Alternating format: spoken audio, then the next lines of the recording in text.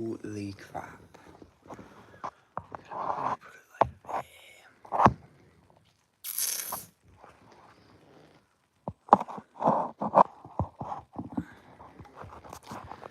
Give me a second, guys. I'm still setting things up. Holy crap, it is way too early in the morning to do this. Okay. That'll work. That will have to work. Okay, let's do normal things.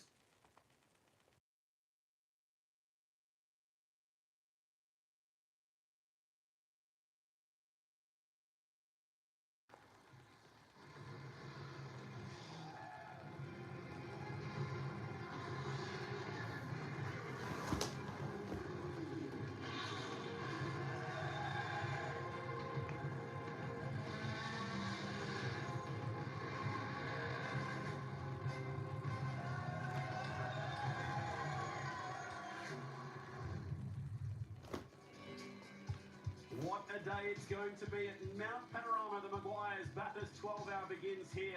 Welcome to the race fans. Welcome to our viewers from all around the world. 5:30 a.m. local time, but they are queued up, ready to witness greatness at the mountain. You never miss the opportunity to see this brilliant mountain come to life. And it is dark out there, just a slither of moon over the Blue Mountains. The Mount Panorama sign is lit up and ready to go. We've got a full grid of GT3 cars ready to tackle Mount Panorama for what is going to be a huge 12 hours from the pole sitters all the way back through this packed grid.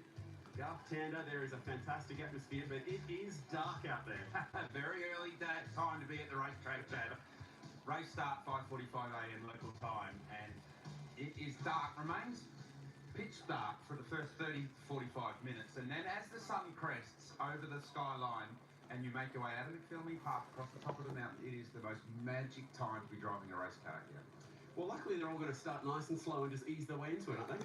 That's what we saw last year. If you roll the clock back 12 months, they got exactly from right here at the start line to turn one before they started banging into each other, and that was the start of a 12-hour race. All the way up Mount Straight, they were crashing into each other, and that really set the tone for last year's race. Add another 12 cars to the grid this year, and we've got a really spectacular 12 hours ahead of us. I remember the early days of this race being GT3 in the mid-2000s and 2010 era. You could walk around on the grid out there with about 5 other people. It is absolutely rammed on the grid right now. It shows you how far this race has come. Yeah, we've seen it all week. When we got to the precinct earlier in the week, the campgrounds were full. When the cars did their track to town early in the week for the fan engagement, there were so many people downtown Bathurst. We've seen a massive uptick in crowds this year, and to your point, the grid. We're going to go walk through there a bit later. It's going to be a bit of a mission to get through, but it's great to see so many people. Let's chat about the boys that are on the pole. We love that Aussies versus the world theme that you get with this event. And yesterday it was a special day for Cam Waters and the Scott Taylor Motorsport crew. Pretty ripping lap time at 2:01 flat, the second quickest pole time we've seen here for the 12 hour. We know what Cam Waters can do around here in a supercar. We've seen him do that in shootout laps over the years gone by in a one-lap run. But for him to do that lap in that car yesterday, hasn't got a huge amount of GT3 experience, but to do it against all the GT3 guns, all the international pro drivers that come here every year, to do that lap time, he'd be pretty proud of that one. And also our all-Australian team, so all-Australian engineering, all-Australian crew, all-Australian driver lineup. That's a real nice story to start this one. Shows how ridiculously versatile Cam Waters is. It's a very good morning to Shay Adams, who's down there somewhere in that sea of atoms, sea of people on the grid. Shay, it's ready to go, and good morning to you. Good morning, gentlemen, and yeah, good morning to Thomas Randall. Starting on pole, and you said, man, it's dark out there. There were cars in front of you on that outlap. How different is it going to be when it's just your headlights leading the way up the mountain? I'm not sure yet, Jay. It's going to be pretty intense. So yeah, it's amazing to be starting this race on the pole. And I mean, you got to thank Cam and the whole team, Chaz as well, Baz, Scotty Taylor, Ash Seawood. They've just put an amazing car together, but there's still a long way to go. We haven't started the race yet, so yeah, it's pretty cold out there, as it always is, and I think it's gonna be, if we get the lead into turn one, it's going to be interesting being the lead car, and the vision is not as good. Might there be an advantage to giving up the lead on the first lap? Then you're not the first one across the mountain in any wildlife, let's say. Wouldn't be the first across your nose. True, yeah, no, there's definitely an advantage in that. I mean, there's pros and cons to both for sure, so we'll just see how the first lap goes. You know, just want to get through it and get through the first stint. Let's just try to set up the race and everything's cold, so yeah, just want to be nice and easy at this point of the race. But later in the first stint, when the sun starts to come up, it normally gets pretty quick. So that's a fun part of the race.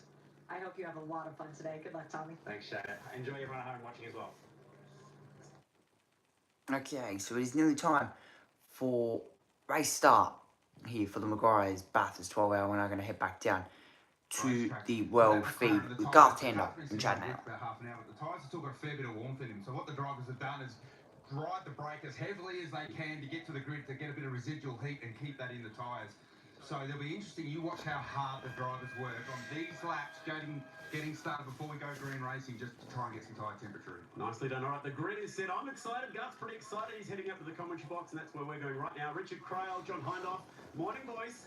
Morning, Chad. Marvellous to be with you for the first time today, and this is going to be an incredible car race. This is one of the strongest fields we've ever seen at Mount Panorama for Australia's International Enduro. Not long now until the cars set off on the first of 2 formation laps. I say good morning to our international voice at this race that joins us every year, John Hindhoff. Good morning to you. The build-up to this has been fast, it's been flat out, and it has all the pointers towards a whole lot going on over the next 12 hours or so. Krelza, yesterday was this event in microcosm. We started from the last 2 sessions of effectively free practice, and then moving into qualifying, and then the Pirelli Top 10 shootout, and we were just gathering pace.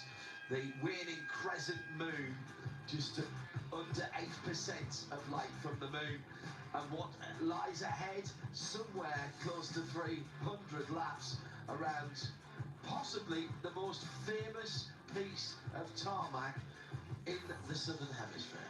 Some of the most famous names as well, the Ford cutting, then that 1 in 6 gradient out of it, 174 metres above pit lane lies the top of the mountain, and they plunge down Brock's Skyline to the elbow, 280 kilometres an hour through the kink at the Scuderia Auto Art Chase. It's the fastest corner in Australian motorsport, and then down towards turn 23, which is Murray's Corner. And as John said today, they could do it more than 320 times. The record is over 2,000 kilometres in a day's racing at this place. It provides all kinds of drama and excitement. There is a massive crowd here, bright and early. That's the view up to the top and down to the chase as well as the grid begins to clear. But lining up at before 4 a.m. this morning they were to try and get into this place. 6:37 is sunrise. 6:37. So we're looking at pretty much an hour from now. And if you're new to this, as we roll off, the 12-hour countdown will begin. Race control, attention all teams. 30-second signals being displayed. 30 seconds. 2 formation laps to allow these teams and drivers to build tyre temperature. We'll work our way through the race shortly. We're going to hear a little bit more about what it takes to win this car race, and then we'll work through the full grid for you. 34 cars to take the start in this race. It's the biggest field since 2020, and certainly one of the most competitive we've ever seen, with more than 60 international drivers out of the 120 started this weekend, 22 nationalities represented. So the clock officially starts ticking now. They're behind the BMW M safety car. They'll get 2 laps to generate some Pirelli tyre temperature and build themselves up for the start of the race. And as Garth Tender and Chad Naylor mentioned on the grid, the start of this race can be aggressive. If you didn't see the start 12 months ago in the 2025 running of this race, they were 3 wide, right about there, heading up to the hump on Mountain Straight.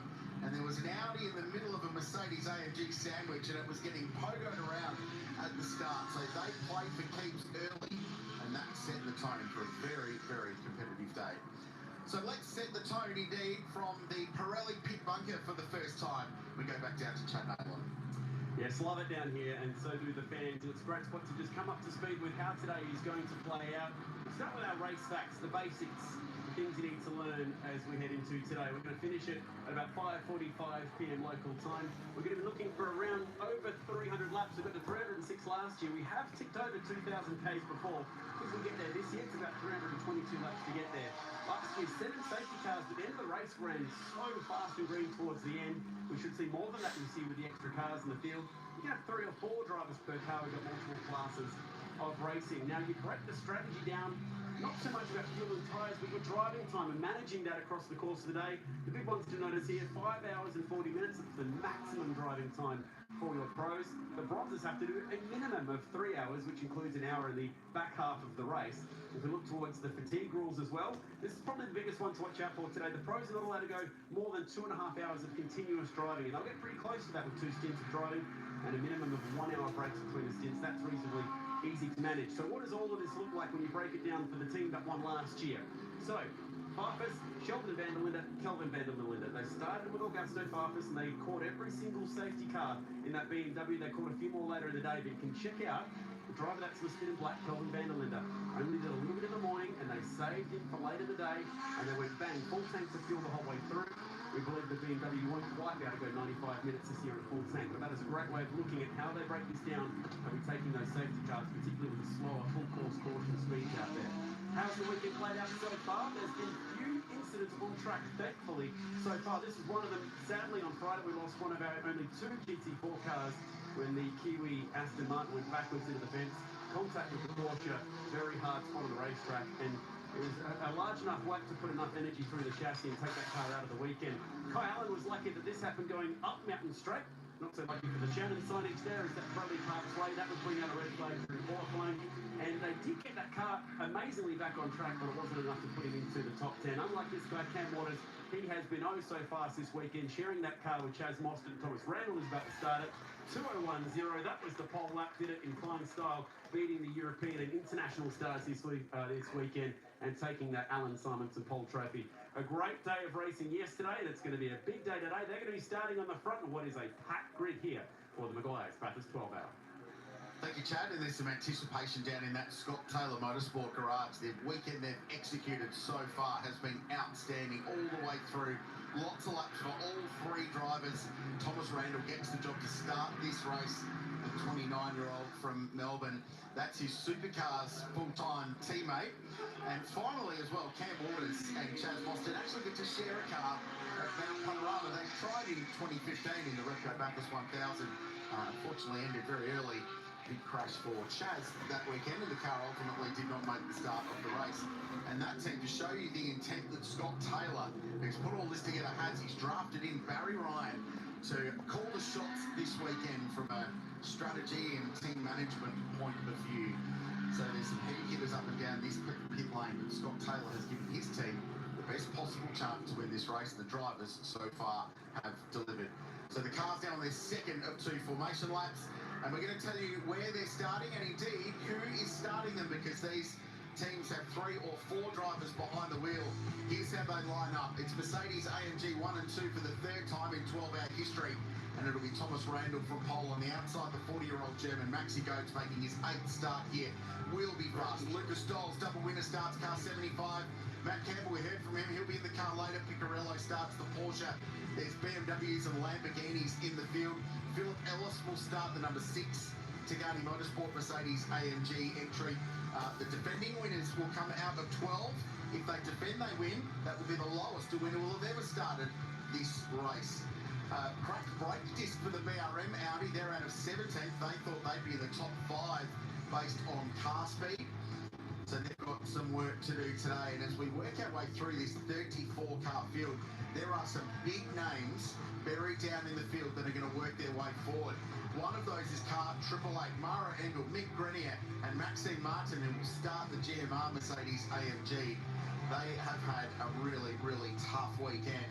And then even further back, the Alabama Motorsport Porsche had some dramas in qualifying, a little technical infringement. They lost their time. They're going to start right down the back with Ricardo Feller behind the wheel. That is Scott Taylor, Garth Tander and John Hindhoff.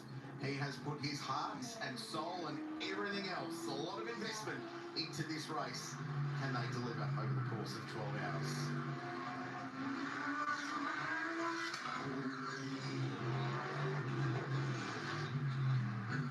it feels really good. There's a lot of nervous energy down there, John, and it's like Richard mentioned earlier, you want to come back 12 months. I feel like everyone's saying right now, oh, look, we're going to take it easy, we're going to build high temperature, we're going to ease our way into it, and the green light will come on and they'll do exactly what they did 12 months ago and get into it. What I did do is I was checking all the cars while we're on the grid, grabbing hold of the rims and trying to get an idea of temperature that they had, residual temperature in the rims and in the tyre. And there actually was still quite a bit of tyre temperature and a bit of rim temperature in there. So that's what they'll be doing right now. You can see obviously the traditional weaving left-right, but also look at the brakes and keep an eye on the brake lights. They'll be riding the brakes, trying to get that temperature into the brake rotors that then radiates through the rims.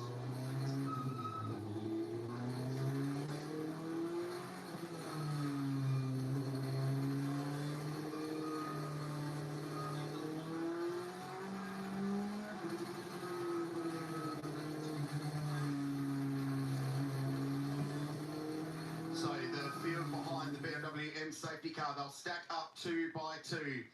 Anything can happen in this race. Over the course of the day, they could go more than 2,000 kilometres, 2 Bathurst 1000s in a single day on the mountain. This is a race of track position. It is a race where you want to be leading as often as you can. The world has come back to Mount Panorama. 12 manufacturers, 120 drivers from 22 nationalities. This is where the world comes to race. And for 2026, Australia's international enduro bursts into life at Mount Panorama. The Maguire's Bathurst 12 Hour starts now.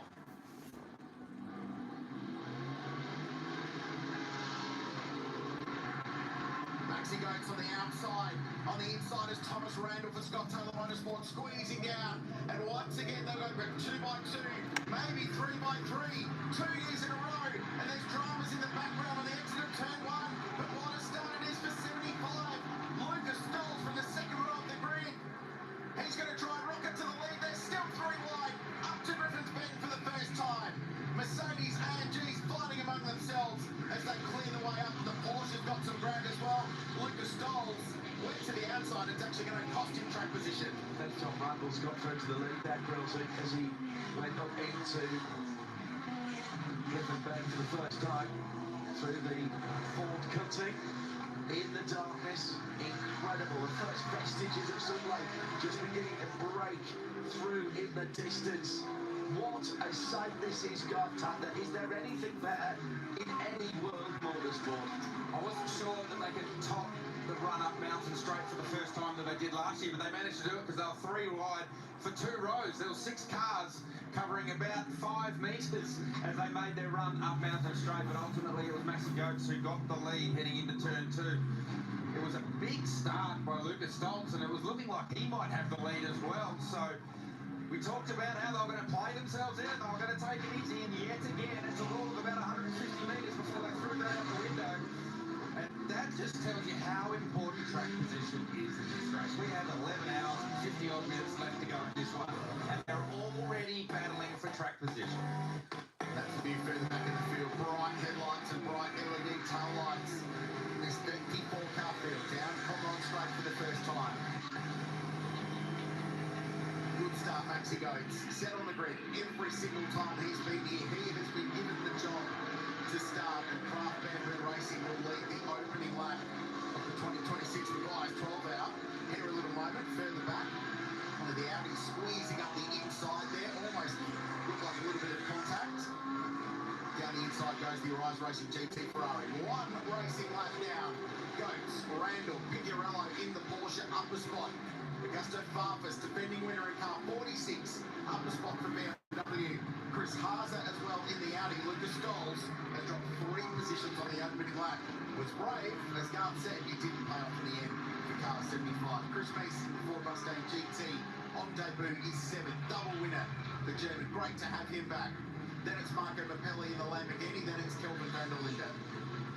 Van der Linde up 3 spots, last year's race winner aboard the BMW M4, coming outside the top 10, already made his way up to 9th, and look for that car in these cool conditions to continue to make its way forward.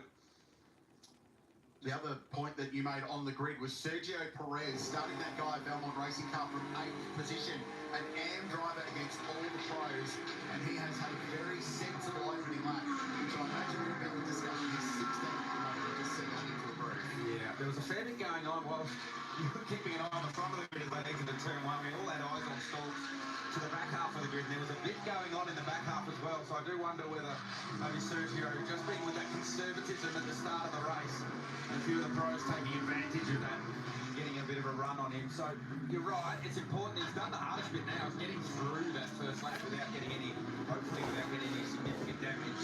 And now you can settle in, get your rhythm, follow some cars. It is so hard. It's hard. Our cameras are so good here, but it is hard to express just how dark it is across the top of the mountain right now. It's proper. It's proper out there. This is not your Daytona Rolex 24 on a 500. This is dark, and the headlights need to be pointing in the right direction as well, so you can see those indices in the corner. On the top, the walls reflect the light back at you. Quite interesting in these early playing graphics, in some ways, when it is dark and you can only see what the headlights are illuminating, you've got in some ways, you've got a more focused view than later on in the day when the sun comes out. Your attention, you get out of the car at the end of this first stint and you're so incredibly fatigued mentally already after 1 hour because of the concentration required of picking your apexes, particularly across the top of the mountain. It's actually reasonably well lit up down here at the bottom. But when you get to across the top of the mountain where you're literally apexing against concrete walls, and inevitably those concrete walls are always painted dark, it's actually hard to really pick them. This is the start, so really good jump from Maxi Goetz on the outside of the front row, but then Randall was on the inside right. This was easy behind. Imagine being in there, just in this absolute flurry of light and nothing else. Off for the third row of the grid. This is the Lamborghini Huracan, Marco Mappelli. Who was so excited when he knocked away. Oh. Yeah. I think that was the BMW. That was the 46. Augusto Farfus, and this was 3 wide. So Lucas Stoll's right of the screen. And then looking behind, trying to get around there. And it's Picciarello who got to the inside of the racetrack and just sliced up the inside in the absolute racing Porsche with a big skippy blasted on the bonnet of that car and was able to squeeze up the inside.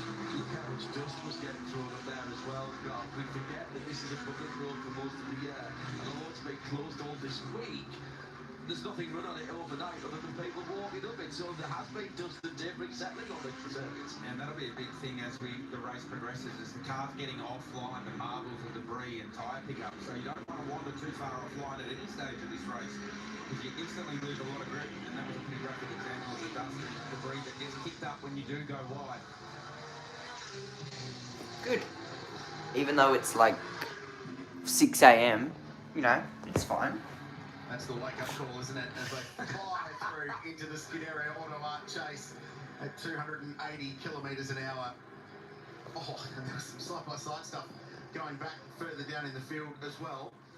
We will bring you up to speed with some of the heavy hitters that started this race further down the field. Elbemba Motorsport were excluded from qualifying. Ah, yeah, I can hear it by your voice. On their Porsche 911, so Ricky Oh. started that car from the back of the field from 34. He's up to 26. Yeah, it's 6 AM, but that's fine. Martin, who's in the 888 GMR Mercedes AMG car. They are 2 cars that are 100% contenders today. They're going to have to work hard to get themselves back into contention and back towards the front of the field. Might we say that a little sneaky early stop from those guys to put themselves off kilter to everybody else? Yeah, I'd imagine any opportunity that there's to go off strategy with the rest of the field they'll take. Because we've spoken about track position at the top end of town, how much they're fighting for it. And really at the moment, if you're starting deep in the field like Martin or Fella, you need to be patient in this part of the race and let the race come to you. So don't force it, wait for the opportunities. There will be an opportunity in the first hour or two to do something different with the strategy and try and buy a bit of track position. The strategies change when you get beyond about 8th position. I spoke to 5 or 6 teams this morning to get the vibe on what they're planning to do. And at the front, you basically run to your fuel tank. Run the thing out of fuel. What time is it for you, Elizabeth? I can only imagine it's like Until we get towards the back end of the race. 12:30 right now. You're probably living the dream. You have to take it. It's almost mandatory to do something different to everyone else and get that track 2 PM. further up the field. We'll unpick the race Here you go. strategies Better for you. as this one unfolds, but expect at least 10 pit stops for the leading cars over the course of the next 12 hours. Yeah, and it's Cooking lunch. difference Nice. in the fuel fill and the fuel tank sizes for some of the cars last year. So Jesus. likely to see those Flippin' heck. 35 lap runs that the BMWs managed last year. I mean, a couple of 33s, 34s, Oh, 35s. comfortable. Going to be a couple of laps shy of that at least. I think they've had 7 litres taken out of the capacity of the... Just a perfect time to chill. Yep, I will be commentating in 30 minutes. Maybe 15 minutes, depending. 15 to 30 minutes. But it was his heroics in qualifying that were in practice that were even more impressive. Win quartet, just outside the top 10. Maxi Goats lead, just 6/10 of a second. Penrite racing car, Kai Allen getting his first crack at starting Australia's International Enduro, and he is trying to challenge for position on that Team KRC BMW M4. Started back in 20th with that wheel that came from the car in qualifying, already up to 13, so it's been a good opening couple of laps for Kai Allen aboard the Penrite Racing Mercedes AMG. You can see the cars are full of fuel going up out straight there, car bottoming out, kicking the back wheels off the ground. They'll be just raising the revs slightly for the guys in there. Also low tyre pressure, so as the tyres continue to build. Oh, car. And what is that? That's the Mustang. That's the Mustang. No. That's the Mustang. Park drivers left on the run down towards the chase. So that's the entry to the kink. The Probably commentate. Supporters at Camp Shakedown there, left of screen. I won't be doing the whole 12 hours. I won't be live for the whole 12 hours. I'll do the first hour and a half or so. So wave yellow flags. Safety car boards and flags. Safety car boards and flags. Safety Race car. Director James Taylor in Motorsport Australia Race Control confirms that we are going safety car for the first time today. There's more to that story because you can actually see the cars collected. I think Safety car. Hoarding. Yeah. So there's more to this story, and we'll try and unpick that for you as we go safety car. Just makes it the wheel of that car. That's unfolded from further back. So it's got one of the Pirelli boards on the left running down Conrod. Looks like it's sitting down on the right rear. Chris Meads is out of the car. Far from when Chaz Mostert stopped in 1000 last year. It's probably a bit early to have a drink like Chaz did last year, but actually Chris has got stuff all over him. Look at Chris's suit and look at his face. So there's been some sort of significant failure in the front of this car. You can see the smoke from the engine. But I've never seen a driver get Analyse the longer races than streaming them. No. I'd prefer to stream them. Who are running this car this weekend, the debut of the Something like a recap of best or moments or something. No, I prefer to stream them. It's interesting. Some sort of high pressure failure because it's even on Chris's back. So you think he's sitting in the seat, strapped into the seat, and somehow something's on his back. Look at the Ford logo, and I mean, Chris looks like he's struggling a little bit, maybe getting all that junk out, taking some on board.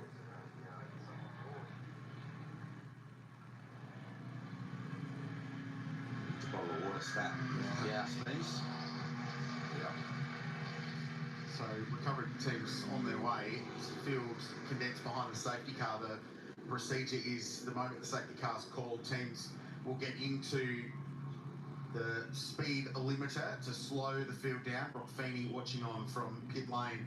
It's been a good story so far, the progress they've made. They really struggled on Friday with the Mustang, but tuned it up overnight, and it was quite rapid in qualifying. And it's been a good car to drive. So we'll bring you up to speed on Chris Meads' condition and what has occurred there. While that's been going on, teams have elected to stop. Interestingly, Alessio Picarello's pitted the absolute Porsche out of fourth place. Third place has decided to stop. Jackson Evans in the Arise I'm just going to Racing check if Ferrari I've in missed pit any lane. messages. Chris Bogart in the second of the Arise Ferraris, and Earl Bamber in the all lead JMR Corvette. This place is brutal sometimes, and 20 odd minutes into a 12-hour race, the Mustang is out of contention. Time to talk about pit lane and the procedures there, Krillsy, just to get everybody up to speed on the differences.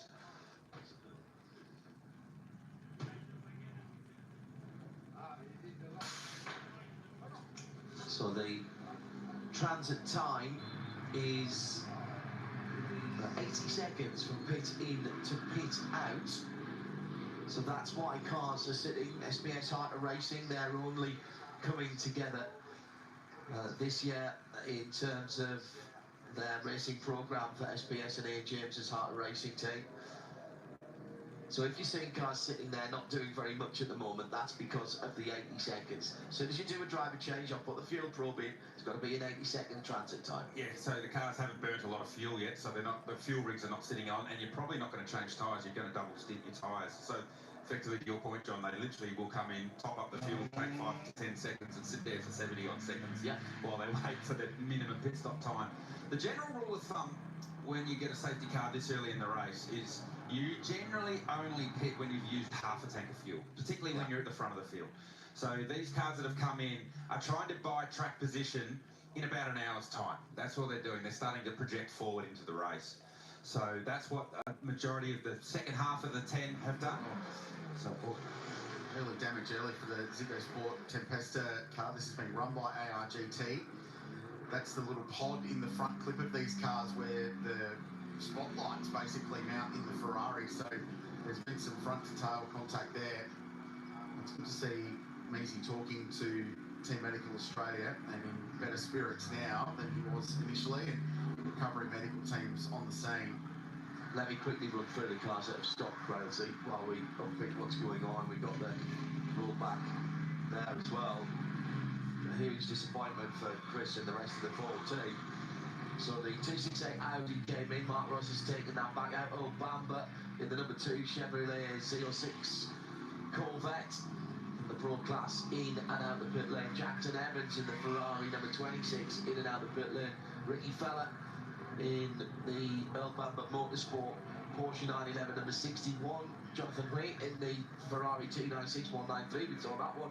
Ian James SPS Heart of Racing and Carol Lee in the 86 Porsche. They have been in the pit lane, and you can add Alessio Picariello to that as well in the number 911, the Absolute Racing Porsche, to the list of pit callers. Ted down to the Alfoil pit lane and chat now. A little update on those who have stopped, guys, during this session, in this safety car period so far.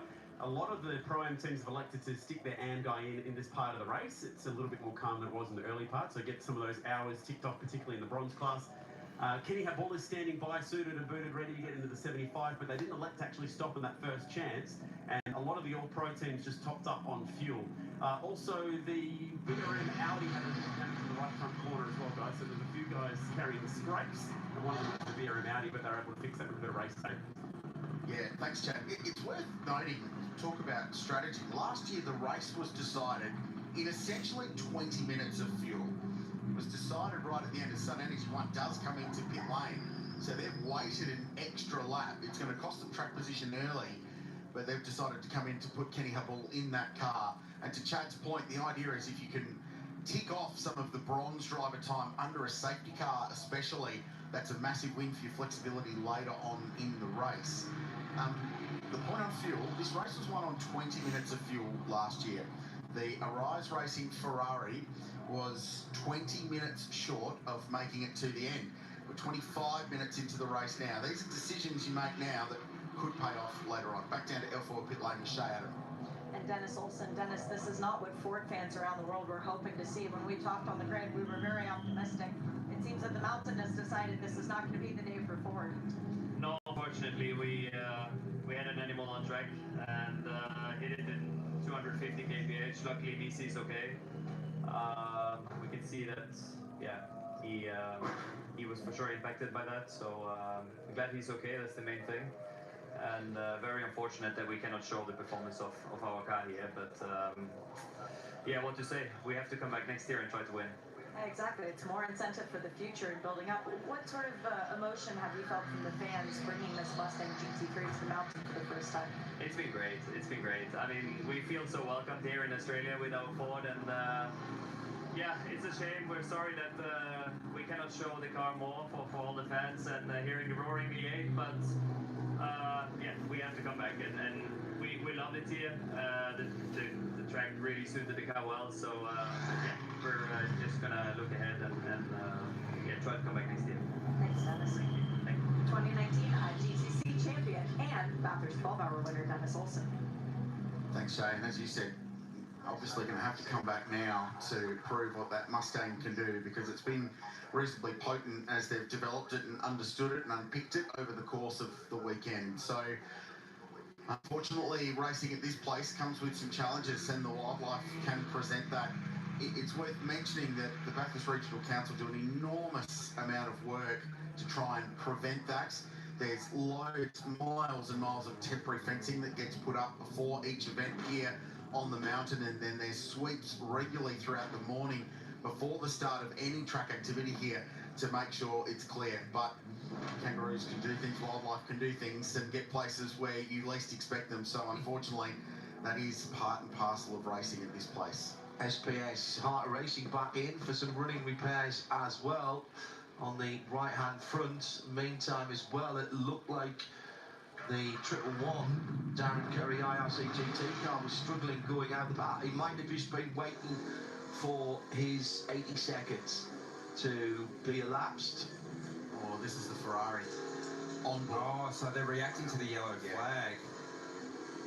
Well, and that's the The Mustang. yellow flag was out. So the yellow flag was out for the wildlife on track, and then the Mustang, unfortunately, collecting wildlife and taking that car out of the race. And we have seen that as recent as the 1000 last year, with Kai Allen narrowly missing a kangaroo on Conrod Straight in very different conditions. So it's been incredibly dry here. In fact, it hadn't rained in Bathurst since mid-November up until early this week, or on the last weekend was the first rain they've had here. So the wildlife have come out to get some of the moisture and the new grass that's been growing with the rain that they've had over the last week here in this part of town. So an early recovery in the Maguire's Bathurst 12-hour. We've started to see some early strategy decisions being made, some driver decisions being made, and one contender already scratched from our list of those that could or perhaps contend for Bathurst victory today. The BMW M safety car out. This race averages over its history 10 safety car interventions in the GT era of the race. So it is something you need to play in the back of your mind when you're working out your race strategy. You need to be very much clear that it will What's be with the doing your day's stream though? I will do that. I just haven't scheduled it yet. I just haven't scheduled it yet. I mean, I was going to take Monday, Tuesday off, but I suppose I can just take Monday off. Yeah, I'll still do that. Don't worry, I'll do that. He's lifted. Yeah, he's lifted off there, but So lifted. They got the warning. yeah, the yellow flag Lifted was out. before Yeah. contact was made. safe tap front of the car. Important to note here that all the cars are not queued behind the BMW M safety car yet. They are all at 80 kilometres an hour on their speed limiters whilst that recovery takes place. And once the Yep, track I just remembered is cleared you from hadn't the recovery scheduled. and everything back into pit lane, then you'll hear Motorsport I will. Australia's control say that speed limiters can be lifted and you can queue up behind the safety car. So that is why the 75 car pitted about 2 or 3 laps after the yellow came out, because you're not losing any track position to the queue, if you like, in the traditional sense that we have seen in the past. So you can be a bit more flexible even under safety car in your strategy with this system. Ugh. So what this has done is allows Ooh, them the sun's to get to coming work up. straight away. Yay. Close the cars down, allows them to get to work straight away to effect the recovery. And then once that's done, everyone can speed up, queue up, and we go racing. I really like it, actually. I think it adds a bit more flexibility to the race, and I think it encourages people. That's to crazy. roll the I dice know, a little it bit is. more from stopping The sun's coming up. outside of perhaps when you might otherwise not come into pit lane. There's another slower cars came in there, most notably was the Mercedes AMG, the number 75 Kenny and Bull's car, and Kenny is now in that car as the sun begins to rise. Well, this is the first time this race is being shown in 4K, and we are going to get some amazing pictures over the next 60 minutes or so. Race control attentional teams. Speed limits can be deactivated. Speed limits deactivate. Cars to accelerate to catch the train. our cameras are that good that it's actually not that light out. Oh, and So, also can I just look out the window and we can get different pictures of what's happening really here. So that's how good the cameras are, but that's a sorry sight. Just the one Mustang in this year's event. No, I'm still gonna do There'll them. be more Mustangs back next year. Well, there's another one in the Ford area. Allison's just texted me and say, what the flip? Because he's a Ford fan, and one of the Ford Mustangs just is now out of the race, so he's texting me like, oh. Ford have been hugely engaged So yeah, with not their good. development program, and Ryland Gray has come up through the system and will race for the Chevy Car team. Johnson Racing in supercars this year, having raced the GT4 Mustang and Super 2. Oh, and buried in the KTM. gravel trap is the KTM. We're under the control of the BMW safety car. It's made contact as well with the tyres down at the final corner. It's at Maguire's Murray's corner. Why isn't he in the stream though? I don't know, he's too embarrassed. He's probably too embarrassed to say it. So he's texting me privately. Insert turn 23, insert turn 23, driver's right. So all the field or most of the field now on Conrod straight behind the safety car, so they will catch them up. But this is going to last a little bit longer than perhaps we had expected. How on earth does that happen? I wonder when you're told to turn your speed limiter off, you're very cold tyres, so you're, right, let's get going, and you just understeer off the racetrack. So here we go. Replay coming down the final corners. Jump on the something's happened. Oh, you're kidding me. Oh, he's gone straight on. David Brampton at the wheel, either stuck throttle or not enough brake in the car. So that's a weird one. He bailed out that really early, didn't he, Garth? So he knew something was the matter there. That's not driver error. Absolutely not. So we saw the damage, and I thought when we first took the shot, you could see the damage on the right front. So that's a lot of damage just understeer wide of the gravel track. So replay picking that up. So that's a real shame for that car. They actually got pinged in qualifying yesterday for going too quickly. The Invitational class has a benchmark lap time of 2 minutes and 6 seconds. And Glenn Wood, who is a Carrera Cup race winner now for the first time, having won late last year, did a big 5, so they actually got an for that. The good thing about being invitational class when there's only 2 cars, if you get pinged, it's not the end of the world. You just, okay. So the team probably wanting to find out exactly how fast the car could go. The Hallmark Audi makes its way into pit lane. Di Fiore at the wheel, so that's from 9th position, so giving up a bit of track position. And quite late, so I'm not so sure that this is the best call, because the queue has formed now behind the safety car. So you dive deep. So what they've done is burned as much fuel as they can under safety car and filling up as late as possible to get as much fuel distance later into the race. So while we're behind the control of the BMW M safety car earlier in the week, in happier times for the 3 Ford drivers, Chad Naylon took them to one of the great local spots at Reckless Brewing to have a chat about the Mustang campaign. Okay, in case of copyright, I'm not going to play that. You know, there are some stupid things that YouTube does, so I'm not going to play that. You never know. Yeah, I'm not going to play that. I might. I'm not sure. I might. I'm tempted. But then yet again, YouTube bans me for some stupid stuff. So, you know what? Let's risk it. I don't know. Yeah, stoked to be a part of it with these boys. Does this feel like a new era for yourself? Yeah, it sort of does. I mean, it's probably a lot harder for the fans than it is for me, you know. Swapping cars, I'm pretty used to that in GT racing, but I've had a lot of heartbroken fans come up this weekend, and then a lot of happy ones that are stoked to see me in blue. So, great to be part of the Ford family, and yeah, just looking forward to what's in the future. I'm stoked to see this guy back in the country. Christopher Rees, welcome back, man. You were one of the founding fathers of the GT race here in Australia, so how excited are you to be back and, you know, with this sports program? I'm going to get a bottle of water. I'll be back. You make me feel old a bit. No, it's great to be back here. I missed being here. It hurt a bit last year watching the race on TV. but now finally being back here with Ford for the first time, with Brock and Dennis in Team HRT Ford. So I'm really looking forward to the event. How much of the passionate red versus blue, Ford versus at a time Holden on our GM are you aware of? Because you spent quite a lot of time here in Australia. Obviously, you're aware of it's the same bit in Europe with other brands, but obviously there's a big rivalry in supercars between these two manufacturers. And I'm part of one of the manufacturers, so it's a big story. It's awesome. You make up the trio here of this incredible Ford operation.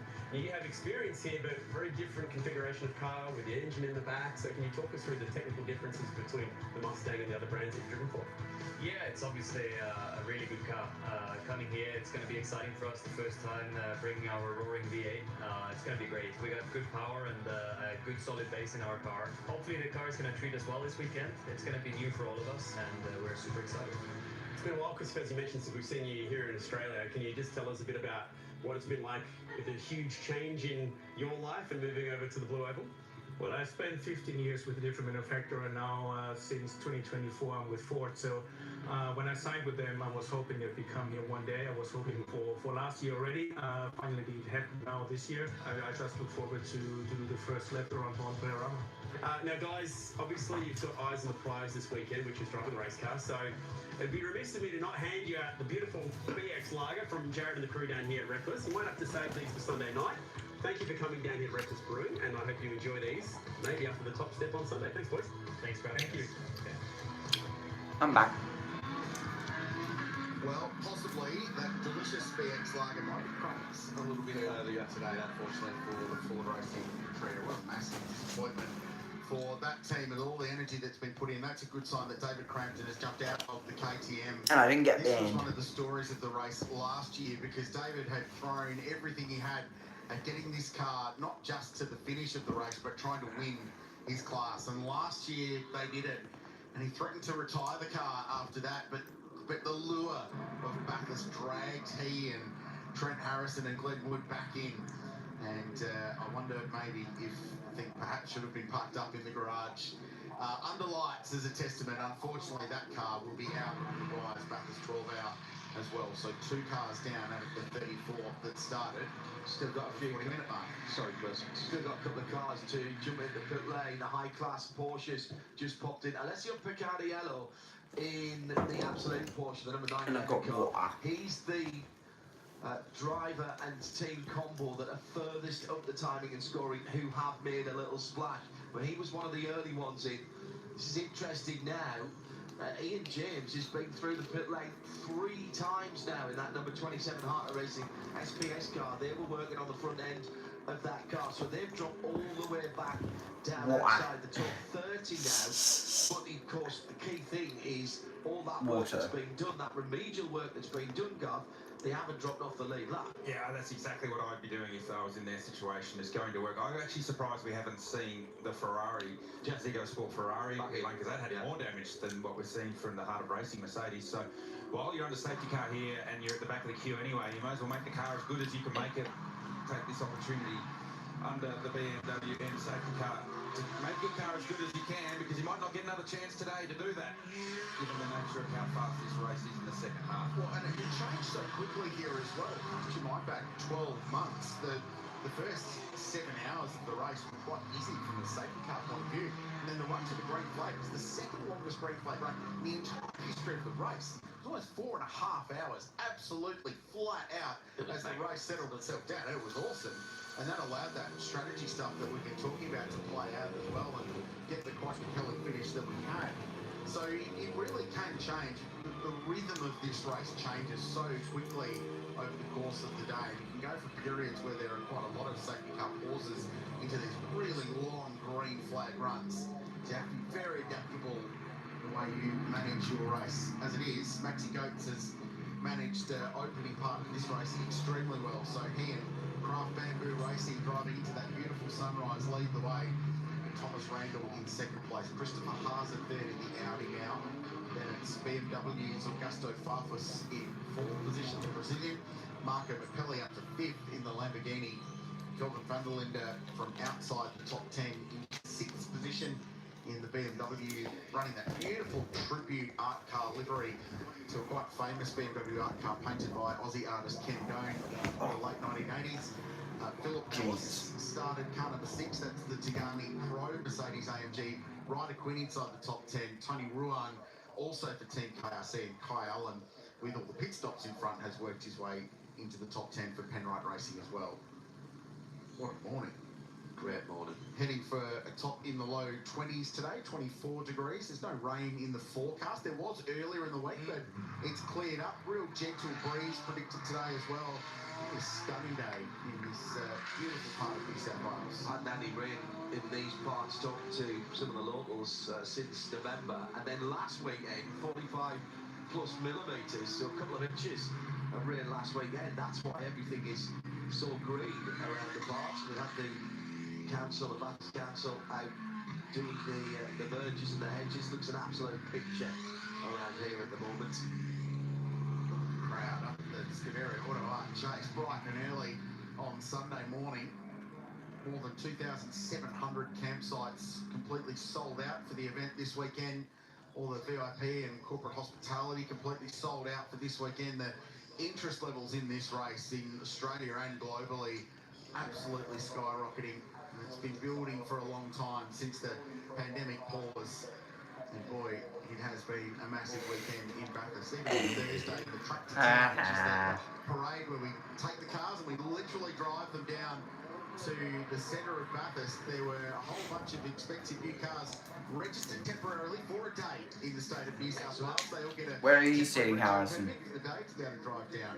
Crazy, it was raining quite heavily when we pulled off the track, and yet there were more people at more parts of that run. Slightly different route that we took this year, but every corner, every part of the street, there were people out there taking pictures. It was absolutely stunning. And the thing that I noticed was not just on the way down, on the way back as well, and I've never seen that in the years we've done track to town here. It's a good time to people watch. Behind the sack car. You know what's going on. I do. We had the bananas. No, I say it. Ford in the mud. We had the bananas down there at turn 1, dressed up. You're no longer calling him Whingy Feeny, are you? Good morning. Morning. Now you need to keep those on all day. I need to see those at the race finish in 11 hours and 16 minutes. And then at the top in the Skyline Tower, there's a champagne breakfast going on as well, which is a bit of us. I wonder if that's where Shay Adam is. No, guys, you know where I am. I'm in the pits because this is the heart of all the action, and I'm down with the Heart of Racing team. We might have noticed that it has come into the pit lane. This would be time number 4 I can't on the lay safety out. car now for Ian James. It is not because he needs the champagne breakfast or indeed more shots of coffee. It's because they're trying to make sure that the splitter is taped down and that the camera that they have running up inside the car is fully functional, because they want to be able to see what Ian is seeing. And as of the last stop, when they came in to do other repairs, they had not fixed the camera. So one more stop, one more 80-second traverse down the pit lane to try and make sure that the crew can see exactly what they need to as far as what Ian sees out on the track too, to try and give it better feedback. GT2 KTM with that inline 5-cylinder engine mounted amidships. I'm going right now. Monocoque and the spaceship clamshell. Right now. Sadly, that invitational car on its way back to Mark Fermier. Like to be out on the BMW M safety car this late. Well, when you watch the Go back race. to green, and it's the first opportunity today to think about the safety car restart process. And we've touched over the course of the weekend about how it can be different from race to race, and that sometimes it can be what catches international. I'm not. Okay, good. I was going to say, you spend all week at Bathurst to watch practice qualifying in the shootout, and after one Ford leaves, you leave. Oh my god. That's a typical Harrison move. That is a typical Harrison move.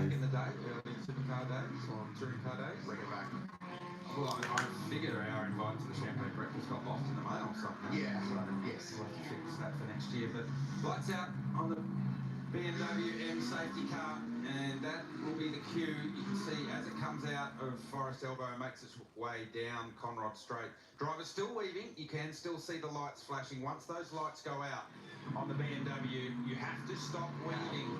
So General tries to do it at the top of this next crest so that the entirety of the field behind can see in case of comms failure. So as a driver, you're working super hard right now to get that last little bit of tyre temperature into the car, brake temperature. Also, you cannot accelerate and brake, so you have to maintain 80 kilometres now. There you go, lights out. If you take a shot of the cue, instantly they stop weaving. And inevitably, sometimes, like with it, Thomas Randall on the flasher immediately. See, he didn't like Maxi Goats lifting off there. I think he's playing games. I think he's going to be still on it. Yes. Fantastic. So Maxi Goats now effectively, Rich, becomes the safety car. There's no restart zone or anything like that, and he's down to the leader to pick each spot. He'll try and do it when everyone else has got a bit of lock on so that they can't get right on, they can't accelerate and brake. Coming out of the Scuderia Auto Art Chase under the RPM bridge. Rich is on the right hand side. Green flag waves. He still hasn't gone. He's holding on. He's holding on. Coming down the road of Glass now. And He's gone. he's gone. So nice restart. Good restart. Chris Haase in the Audi 2, tucked up behind the rear wing of Thomas Randall. What remove down here at turn 1. Bathurst just in behind them as well. That's wide turning for Help Corner. Gets it out and a couple of cars running very wide. Dust being kicked up. I hate my life. Haase with a really good restart. Thomas Randall under some pressure, sparked to line from the Scott Taylor Motorsport AMG. Oh no. Waters is about to lose. Tom is about to lose second here. Randall's about to lose second. I can already tell. Lambo going well this weekend, running inside the top 5. Then it's Kelvin Vanderlyn, Philip Ellis, Ryder Quinn, Tony Ruan, and Garnet Patterson now in the McLaren has climbed his way into the top 10. So after nearly half an hour behind the BMW M safety car, tyre temperature and indeed pressure, of course, gone, that you build up in your Pirellis, that's all gone. You've got to do it again. That's correct, and Maxi Goats has done the best job of activating the tyre and getting up the road a little bit. Nearly 1.4 seconds on this first restart lap. You can see Thomas Randall still working hard, trying to get temperature up. So that's a little bit of the experience of this tyre, these cars in cold conditions for Maxi Goats, Christopher Haase and Augusto Farfus, Marco Mappelli as well. So Thomas Randall with not the same experience. The supercar fires its tyres up so much bigger than the GT car. So Randall just struggling a little bit on this restart lap. Past that time, a little bit wide through the BMW M Forest Elbow. The rest of the field file their way down Conrod Straight. At Bathurst, they are not too far away from the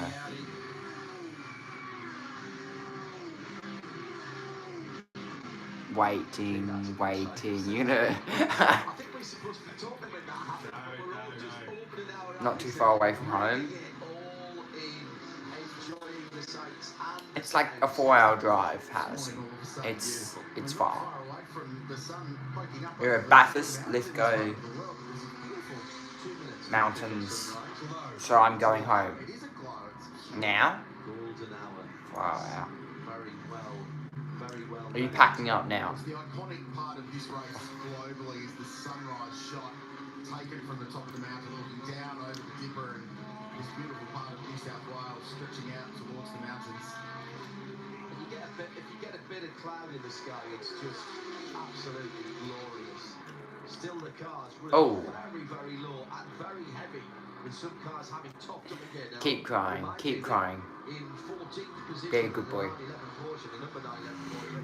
Alessio Picariello is the driver who was furthest up the field and he took a splash. He only came in quite early on in that half an hour numerisation by the BMW M safety car. Even the Kangaroos didn't want Ford to live in this race. For Thomas Randall now, you can see he's managed to escape up the road a little bit away from Christopher Haase in the Audi. So just that first lap for Randall, and he'll learn from that. Should we get another safety car in the next period of time, what the car feels like, what to experience, what to do to better prepare the tyre so that he doesn't, one, lose a little bit of track position to go, but two, he's not vulnerable to the cars behind. It's all but matched. He goes to the end of the first sector, so the tyre certainly slips back on. Mr. Thomas?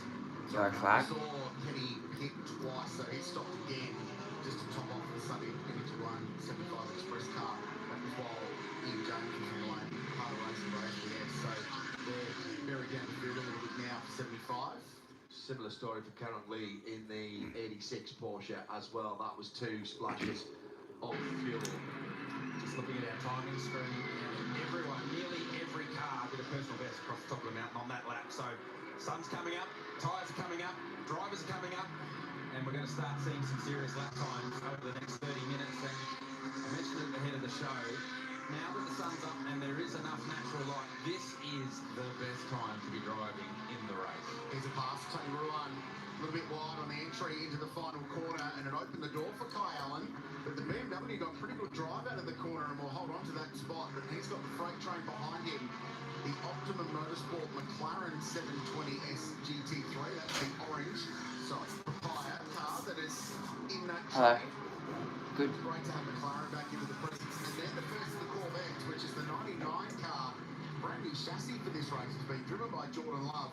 It's a pro Can you man, walk in any contender, louder? but with a pro driver in it right now. Buster just like fully stormed in, like it was Bathurst at the moment, David Russell, like the world was ending. Supermarkets number 47 Mercedes AMG, and then that first of the cars that has actually stopped is Alessio Picariello. But the BMW's a bit of a roadblock at the moment, the cork in the bottle. And we saw as they left turn 1 to the run-up mountain straight, BMW's got some pretty good straight line handling, so it was able to escape up the road on Kai Allen, who just run the wall on the exit of Reed Park on the run to McPhillamy. So Allen trying to be as close as he can to the rear bumper of this BMW as they rate their run down through the S's to the dipper, and potentially have a look one down here at Forest Elbow, or it's too far back for Forest Elbow now, but then get a really good run off Conrod Straight and use the toe. But we saw going up Mountain Straight, the BMW was able to skip away. The yellows out again as warning for wild rife near the track. The area that Chris Mees had the issue earlier that caused that first intervention from the BMW end. Safety car. When there was a green flag, John, just past there. Clearly the officials in that area have reported sighting some wildlife. So they'll, between 2 marshal points, they'll wave the yellow flag and then the green to clear it. That's very, very sensible indeed. As IMSA President John Doonan said, Bye. we're going to go now. A bit more than that actually, Franklin. You had the safety car perform before that time. Never apologise for safety. And gives us the opportunity to say thank you very much indeed to all of our volunteers here, whether they're making sure we park in the right place, checking passes, or the ladies and gentlemen on the posts, safety crews, recovery, track services. It takes a village. This is a really nervy battle pack. This bottled up behind I was trying to find the right objective for it. Bottled up behind Ruan in that BMW. Great story published by Sportscar 365 yesterday about how Team KRC came to be here, and it was because Ruan was racing on iRacing. Went, gee, that Bathurst place is pretty good. We should take the real car there. Hand on heart, real story. And that's our KRC Kane Racing team. Hello, Adam. Here for the first time. They have been really impressive all weekend on, both in performance and in presentation and how they've engaged. Welcome in. Just go by that Kai Allen swipe on the top of the mountain there. That was pretty much square on there. The sparks that we saw would have been from the wheel. The wheel, I would imagine. So probably got a vibration now in the wheel. Here we are down at the final corner. What are we seeing here? Oh, bit of contact. Out of racing Aston Martin and the Porsche. Here's Kai Allen, exit of Reed Park. So Ruan gets nice. How are you doing? I'm doing good. And Doing good. Allen just drifts out, makes the lightest contact with the wall. I dare say it would have been a bit of a heart in the mouth moment down in the Grove Racing pit bunker when they saw that. He's just put a little bit of red sidewall on there. It's got the red trail. Yeah, it's like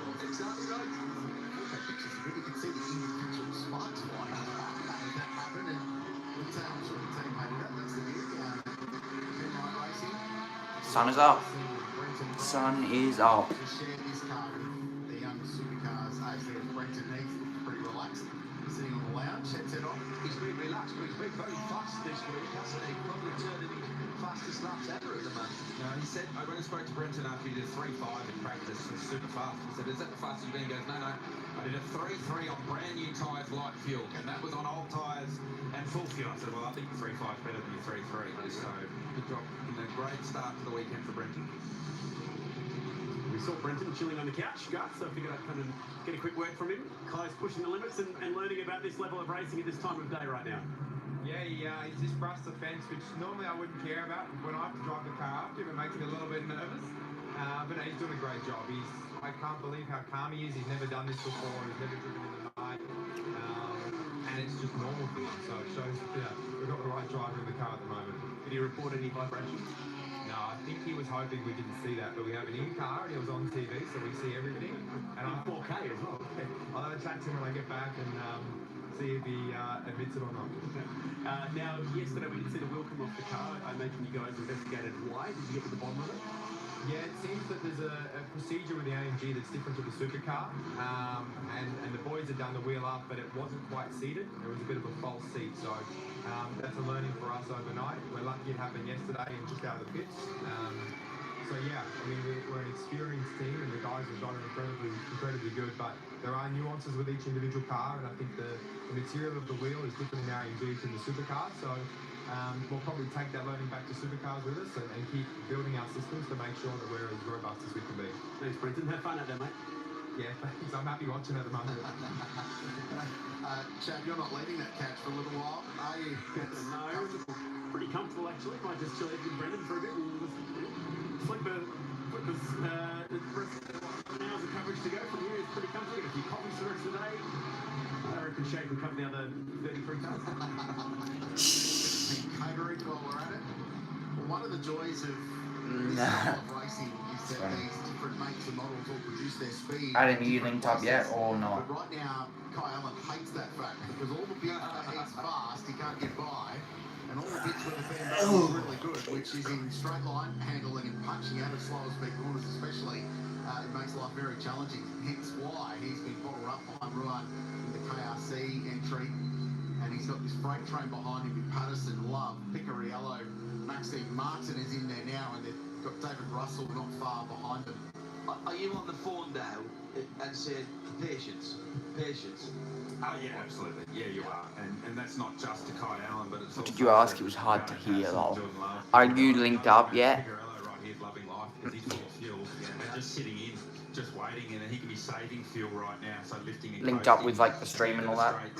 He's right behind the cars that haven't pitted yet, so he's effectively half a tank to the good of them. So in half an hour's time, his world will open up, and he'll have a whole heap of track position and still half a tank of fuel to use it. And Porsche gave away a little bit on the grid. Well, Matt Campbell did, at least their plans for this. Oh, one very wide. The braking, ironically, for the BMW and elbow, and Allen's gone wide. Is there an issue then for the BMW? Oh, there might be an issue. This now we're going to go too wide. I think he just bolted wide on the right-hander coming down the hill, and now Allen's in there, and Garnett Patterson trying to work his way past. The intensity of this proves how important track position is in this race. So Kai Allen's going to get through, and the BMW is sensible enough to let them go. And McLaren had to pick a lane there, and there's another position lost for the BMW. Yeah, he's a bit rattled there, Garth, isn't he? Yeah, you make one mistake and the whole queue comes through. Maxime Martin in the GMR Mercedes, he's not going to be as patient, I would not imagine. Here he comes, straight up the inside.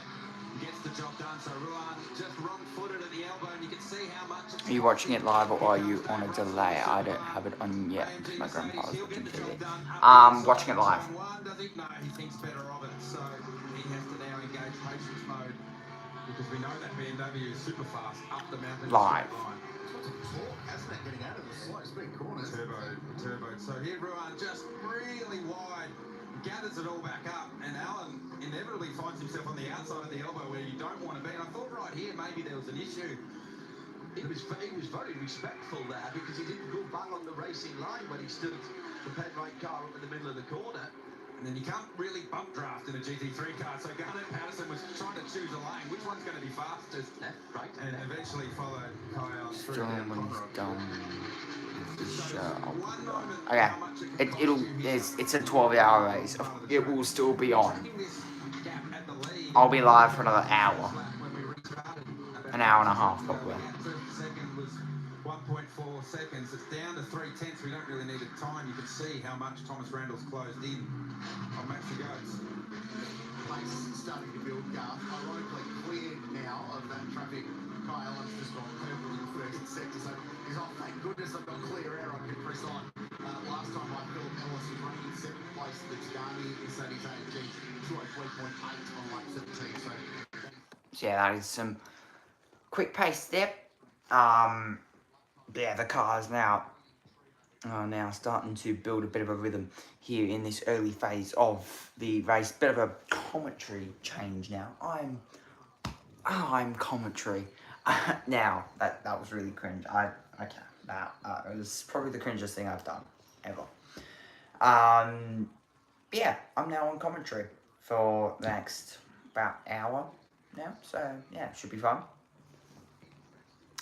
Maxi Goetz leads out in front of Tom Randall, then Christopher Haase, Augusto Farfus, Marco Mappelli, Vanderlinde, Ellis, Tony Quinn. You're never cringe. Okay, good to know. Good to know. It just sounded cringe when it came out of my voice. it sounded cringe. It didn't sound right. You know when something doesn't sound right? Yeah, that didn't. Alright, that didn't sound right whatsoever. 10 hours, 57 minutes to go in this race, and Maxi Goetz leads out in front of the Tom Randall in position 2. Christopher Haase in position 3. Audi closely following in behind of the Mercedes, who now currently sits in position 2. Here the margin is 3/10, so 10 to the pit lane. Scott Andrews to get into the Pirelli pole battle. It was amazing. We were so close to the overall pole sitting time. In another Mercedes, Pro-Am, doesn't matter. You guys can go for the overall win. Yeah, overall win would be quite tough, but yeah, no, it was a lot of fun yesterday, and yeah, grateful that Go Motorsport guys gave me an opportunity to qualify the car. It's just so much fun around here.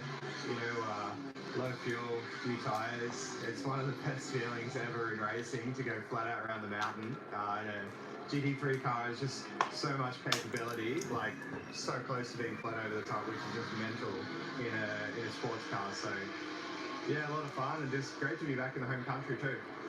It's hard when you have a 4-driver lineup for practice, and then you're trying to get everyone cycled through the race. But now that we're in the race, you get a little bit more time with the break. Can you use that as an advantage? I mean, yeah, it definitely helps.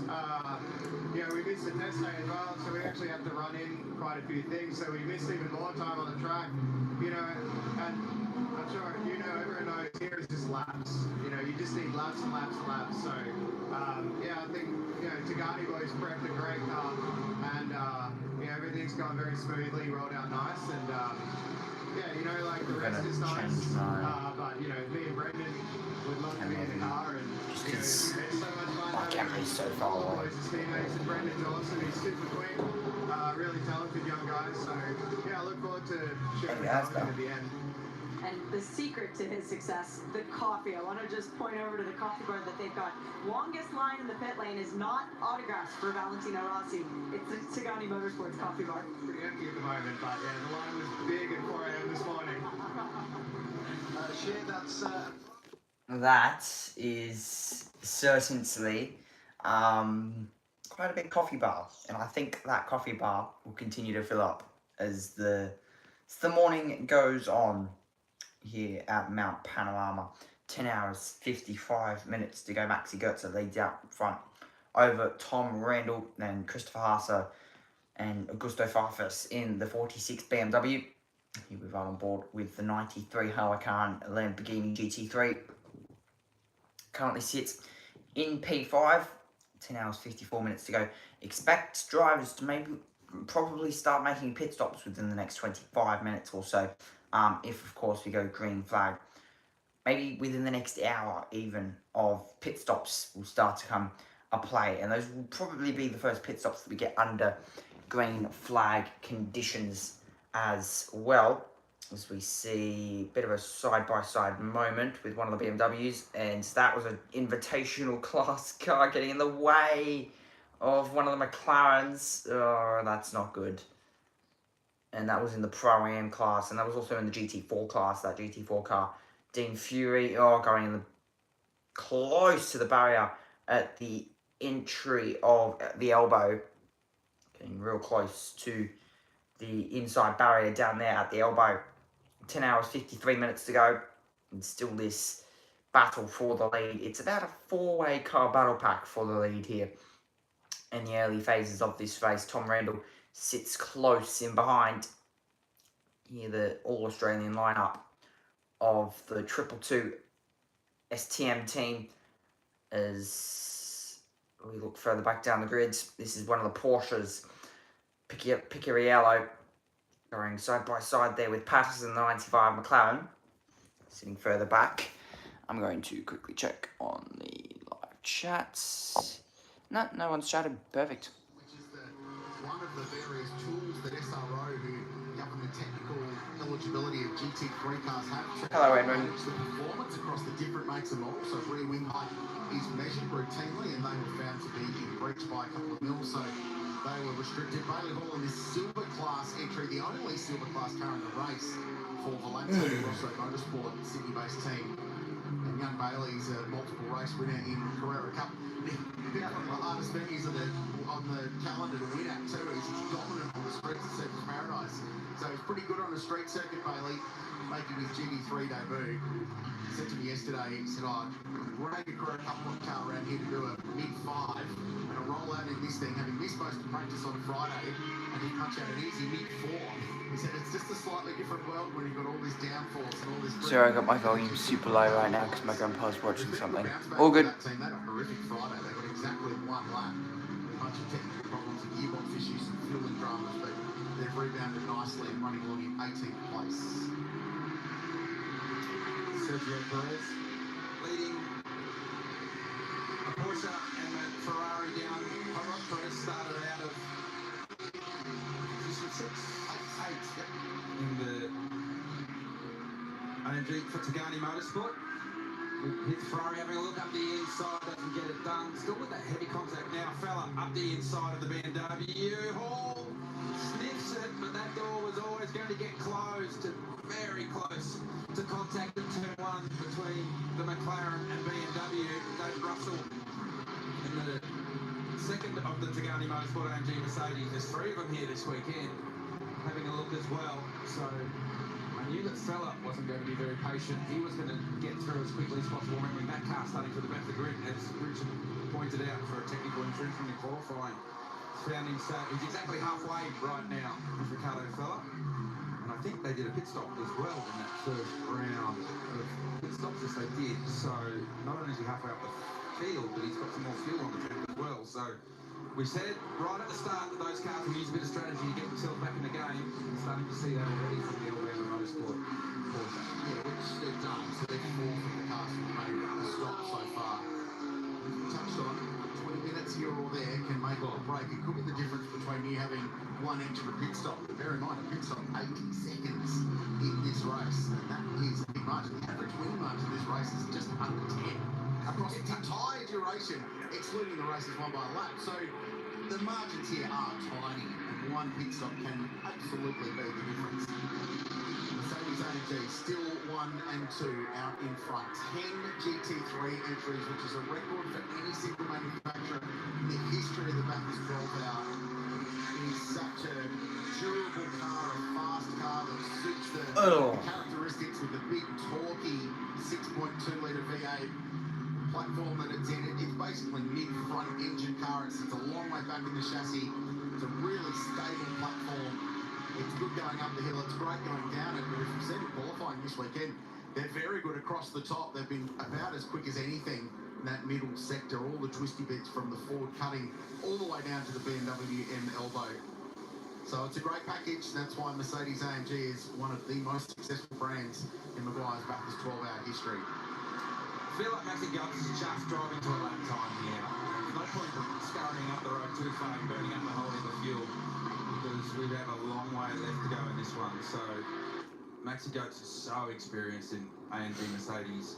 And here at Mount Panorama, he said on the grid that he's been here 7 times, and I've started the race 7 times, so he knows how to do this part very, very well, and knows all too well that at some stage we are going to get safety cars, so you're better off just saving fuel. He is pushing all the air himself, so ultimately Thomas Randall, sitting in right behind him, is using slightly less fuel in the same car.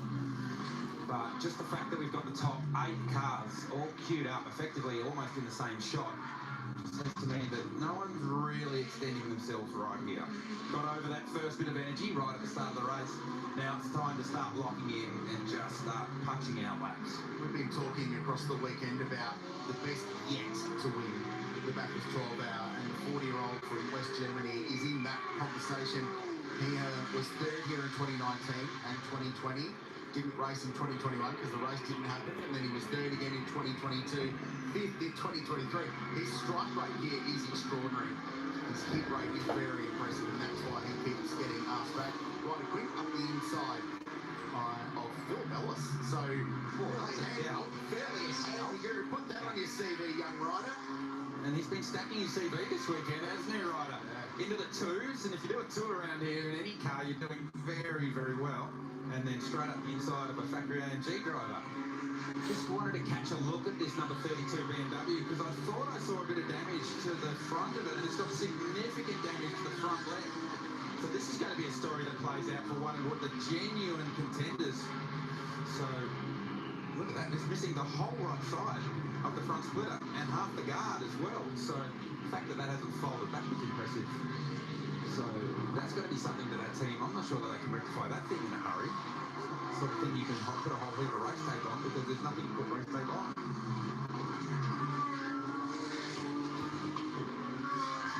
Not sure where that's taken place, but not hurting the speed too far at the moment. A 3.7 for Kelvin van der Linde. But that is going to hurt the air. Oh, absolutely. Yeah. Not be as simple for the Quinn cars who have gotten around the number 6 Mercedes, because they are nursing a slightly damaged car. The number 6 of Phil Ellis, they were getting a new nose and a new grille ready for that car. So they have got reports from Phil that something has come through the front, and they want to make sure that the radiator is okay. So that sort of helps understand where that car's at as well. He's being pulled in by Kyle, and in fact, Kyle and Henry car's got at the back of Phil Bellis as well. We share that car. Jada will drive that car a little bit later on today. Further back we find the Tsunami RT Porsche with an utterly wild sort of paint splatter and fluoro yellow livery. We announced this car coming to the race quite early. Now, one of the early entries, and the only photo that we had was that car at Spa with that livery. And the reaction was intense, and everyone was like, oh, you've got to bring that to Bathurst. So the memo came through, and they actually rocked up in their shipping container with 2 of them. So there's a spare car parked out the back, and they have been a really bright and colourful addition to the field. A couple of the world's best non-pro GT3 drivers at it here. 4 position, the black Herbert Porsche, and the bright chrome orange Kenyan Bull driven AMG. It's Ralph Gord who is in that car. I've got to tell you, John, you know the drivers that know how to work the system. And the drivers that know what side their bread's buttered, frankly. Yeah. And one of those is Invercargill's finest, Brendan Leach, because he has just arrived in our commentary box and delivered coffees.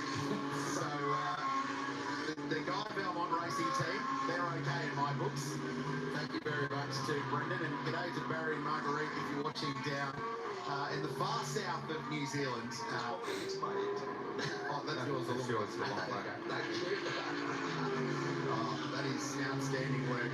Racing car drivers fast behind the wheel, and quite a lot of them know how to work the system nicely too, because we're going to look after them today. Well, Brendan Leach joining Mark Webber as as someone who's copied us up this week. We're doing a pretty good segment, aren't we? But some bacon and egg rolls then. What do you think?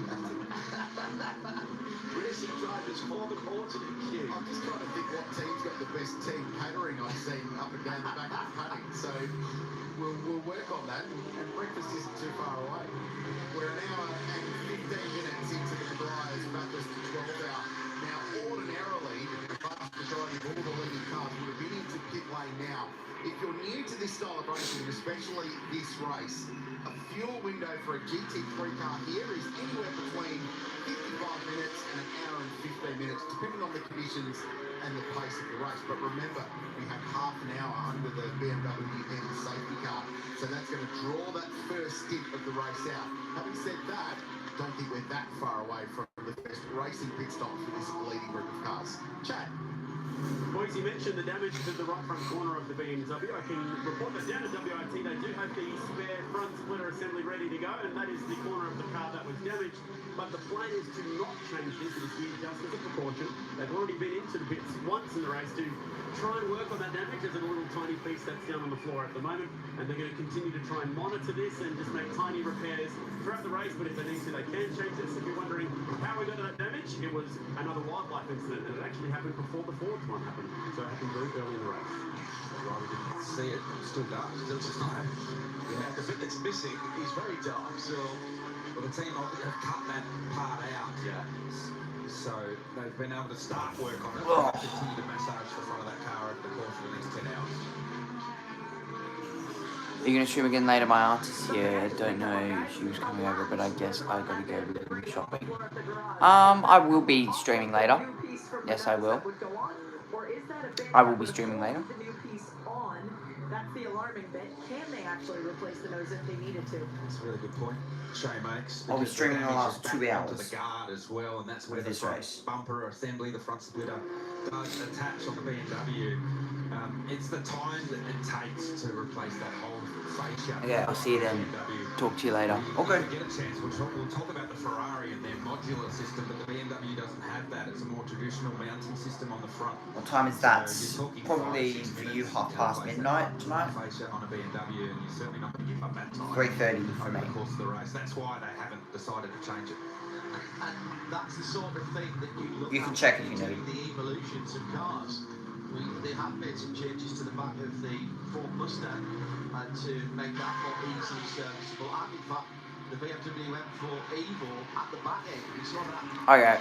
diffuser under the back of the car, but it changed very quickly earlier in the week. These are the things that you find out when you're racing a car that's based on a production car, but has to endure the rigours of racing for 12 or 24 hours. Not just racing, but being serviced within that. There's no point if I don't know, something that you've got to get to an alternator that takes you 2 hours to change. In an endurance race, that would be the end of your race. That's why they designed it where they are. So let's just dive into what has been an exciting race and very much a busy race so far throughout the first hour and a bit. We started in darkness, lights ablaze, and similar to what we saw 12 months ago, it was 3 wide action up Mountain Straight, even closer than what we saw last year. Pretty tight. There was sort of a bit of damage in the background with 1 or 2 cars getting together in the early stages through turn 1. We saw a few drivers having to take early pit stops for that damage, but there's the 3 wide up and over the mountain down towards the quarry. How good is that image? It was Maxi Gertz.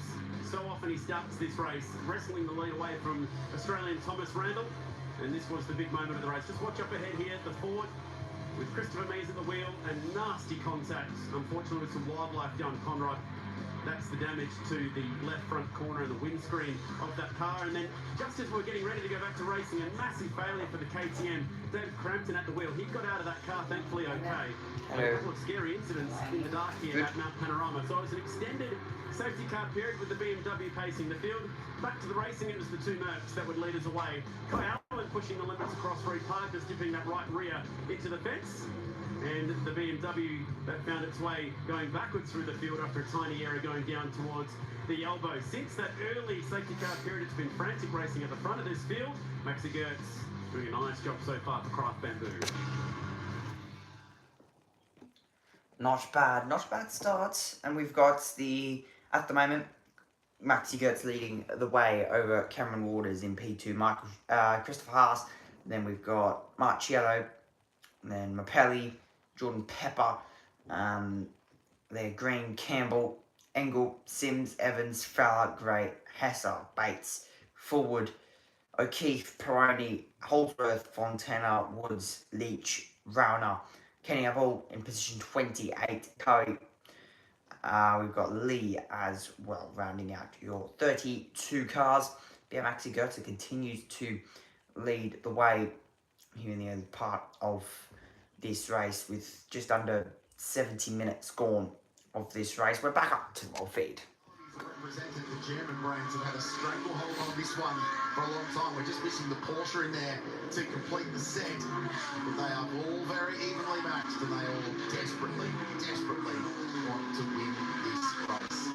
So that's the leading group, far away from racing pit stops for Maxi Gertz, Tom Randall, Chris Haase, Augusto Farfus, who is one of the defending winners of this race. They've been split up this year. Kelvin van der Linden in the 32, which is the car that won last year, and Farfus, the vastly experienced Brazilian superstar of World Touring Car Racing. Back to the Porsche 911. Alessio Piccirillo, he's in 12th position. He brushes the fence under the tree. We saw Matt Campbell do that a couple of years in his pursuit of Maro Engel for the lead of the race. Early for that now. Yeah, I wouldn't mind betting that the steering geometry may have got a little tickle there. So early in the day for that, Piccirillo just drifting wide. Doesn't look like it's done any significant body damage. Certainly not rubbing a tyre or anything like that. So could it be that little bit of Bathurst luck that you need when you see these things early in the race? Go, well, that's them done. They're going to have damage for the rest of the day, and then they pop up. The first of the leaders to blink, Marco Mapelli in the Lamborghini comes to the lane.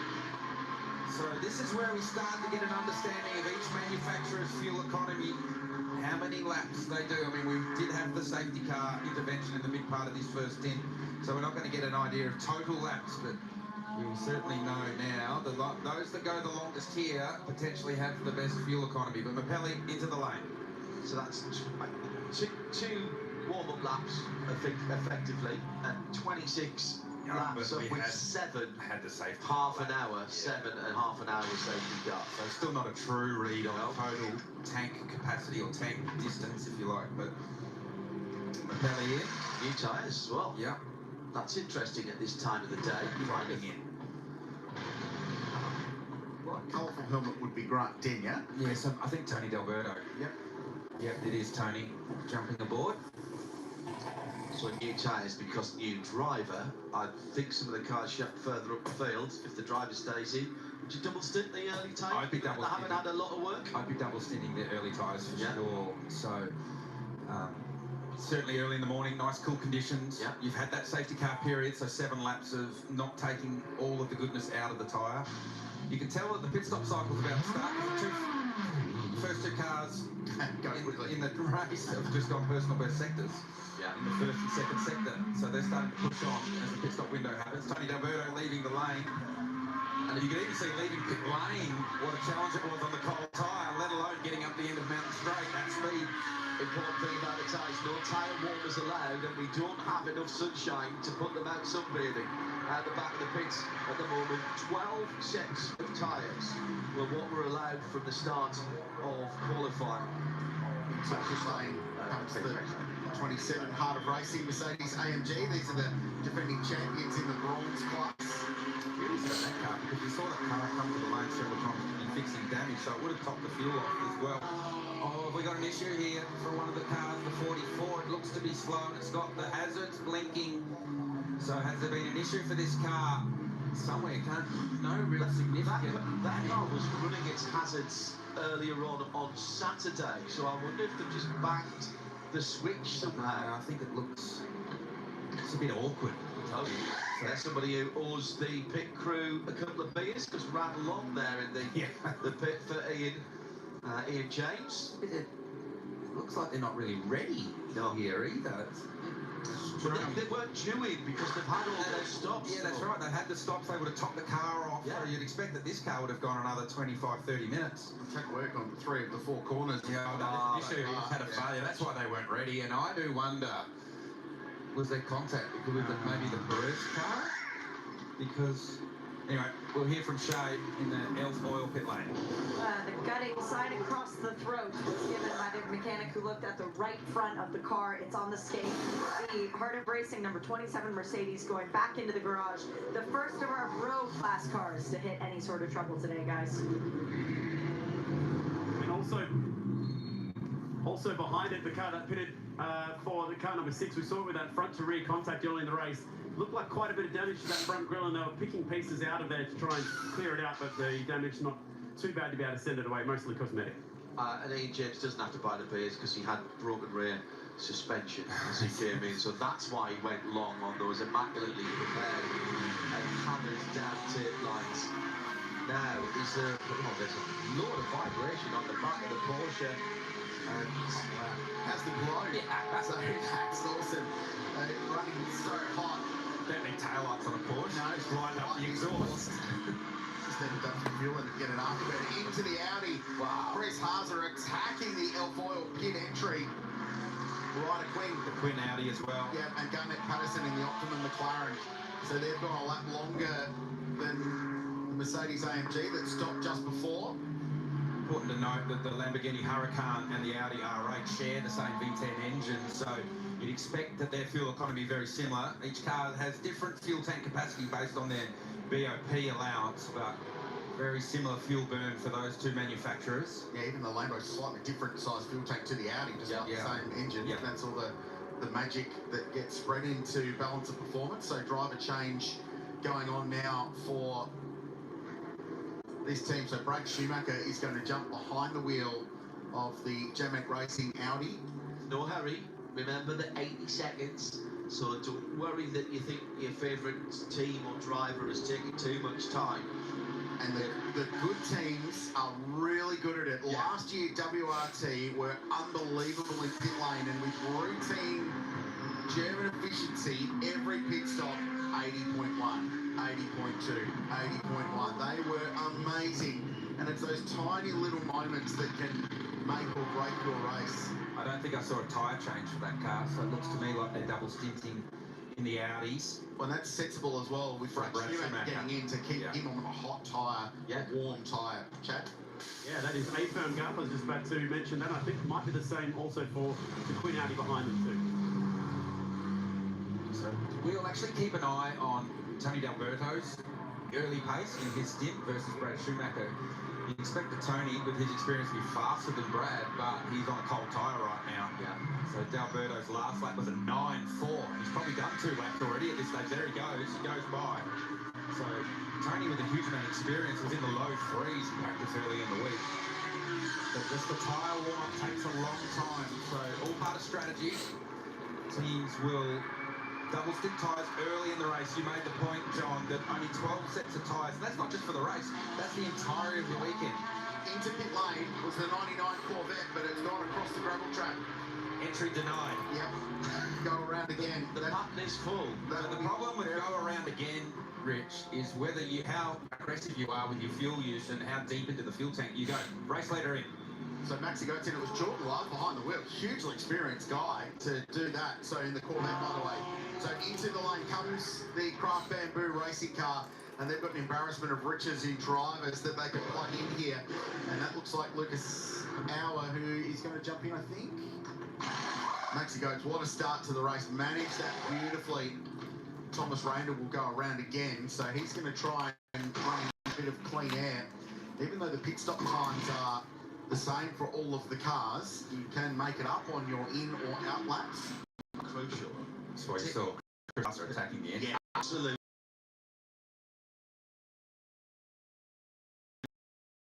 Past themselves, it's very easy to do. It's so easy to do. Very, very good of you to admit that. It's just Darryl Young in the background, the team boss for Craft Bamboo Racing. Here's Jordan Love. Yep. Attacks the entry, just understeers wide and decides that he's not going to turn very smartly because he would have nosed it straight to the tyre barrier there. So sometimes you've got to admit that you're not going to make it, haven't you? And that was really good. Right about here, Jordan's going, gee, I really hope I've got another lap of fuel in this thing to get back around. An amazing initial delivery on the Craft Bamboo car. Darryl Young and his guys and girls bring something special every year they come to Mount Panorama, and I love what they've done, the anime theme on the Merc. Look at Kelvin van der Linde here. He's starting to close in both the BMWs, Bathurst and van der Linde. Randall picks from the lead. He was second. He assumed the lead. He pits, the BMWs go around. So we're starting to get an understanding now of the fuel burn. And it's got a whole lot of history repeating right now as the BMWs continue to truck along as the rest of the manufacturers come to pit lane. Well, look who's 1 and 2. BMW, Bathurst leading van der Linde.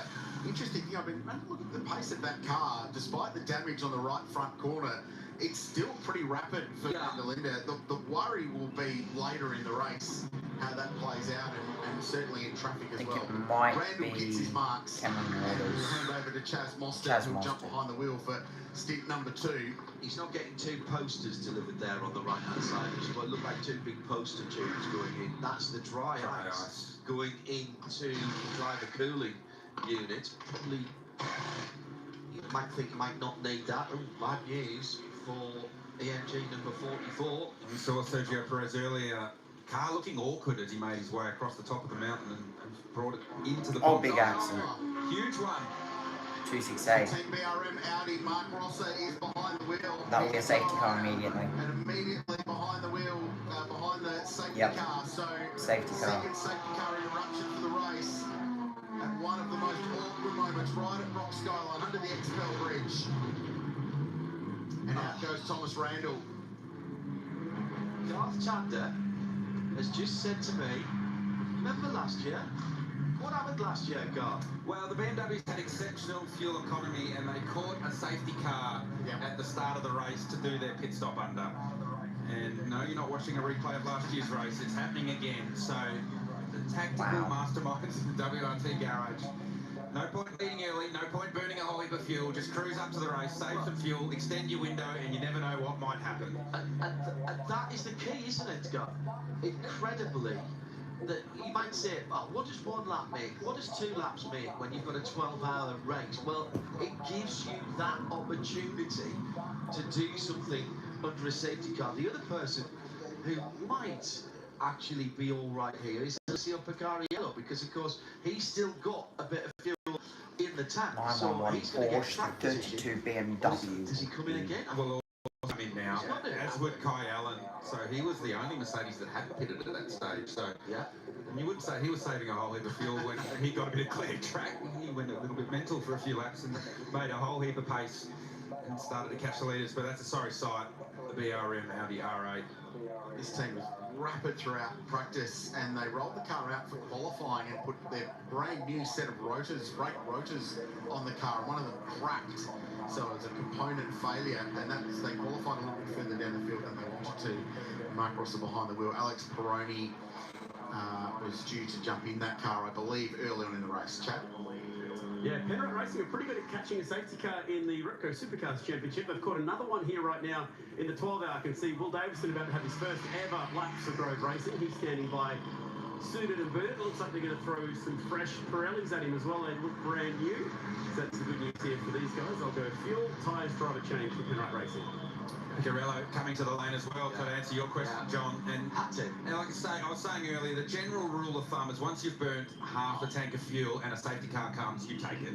So they rolled the dice early to get track position. It sort of has worked. Yeah. It's not like they're going to have a short fill here because they've got to do the 80 seconds thing anyway. But he's doing 27 laps, mind you. Yeah. So he's right. He's in the window. Yeah. So BMW, WRT go to work with their ruthless efficiency that they have with this team. Curious on the 32 car if how much attention they take with the right front split up on that car, the right front bumper.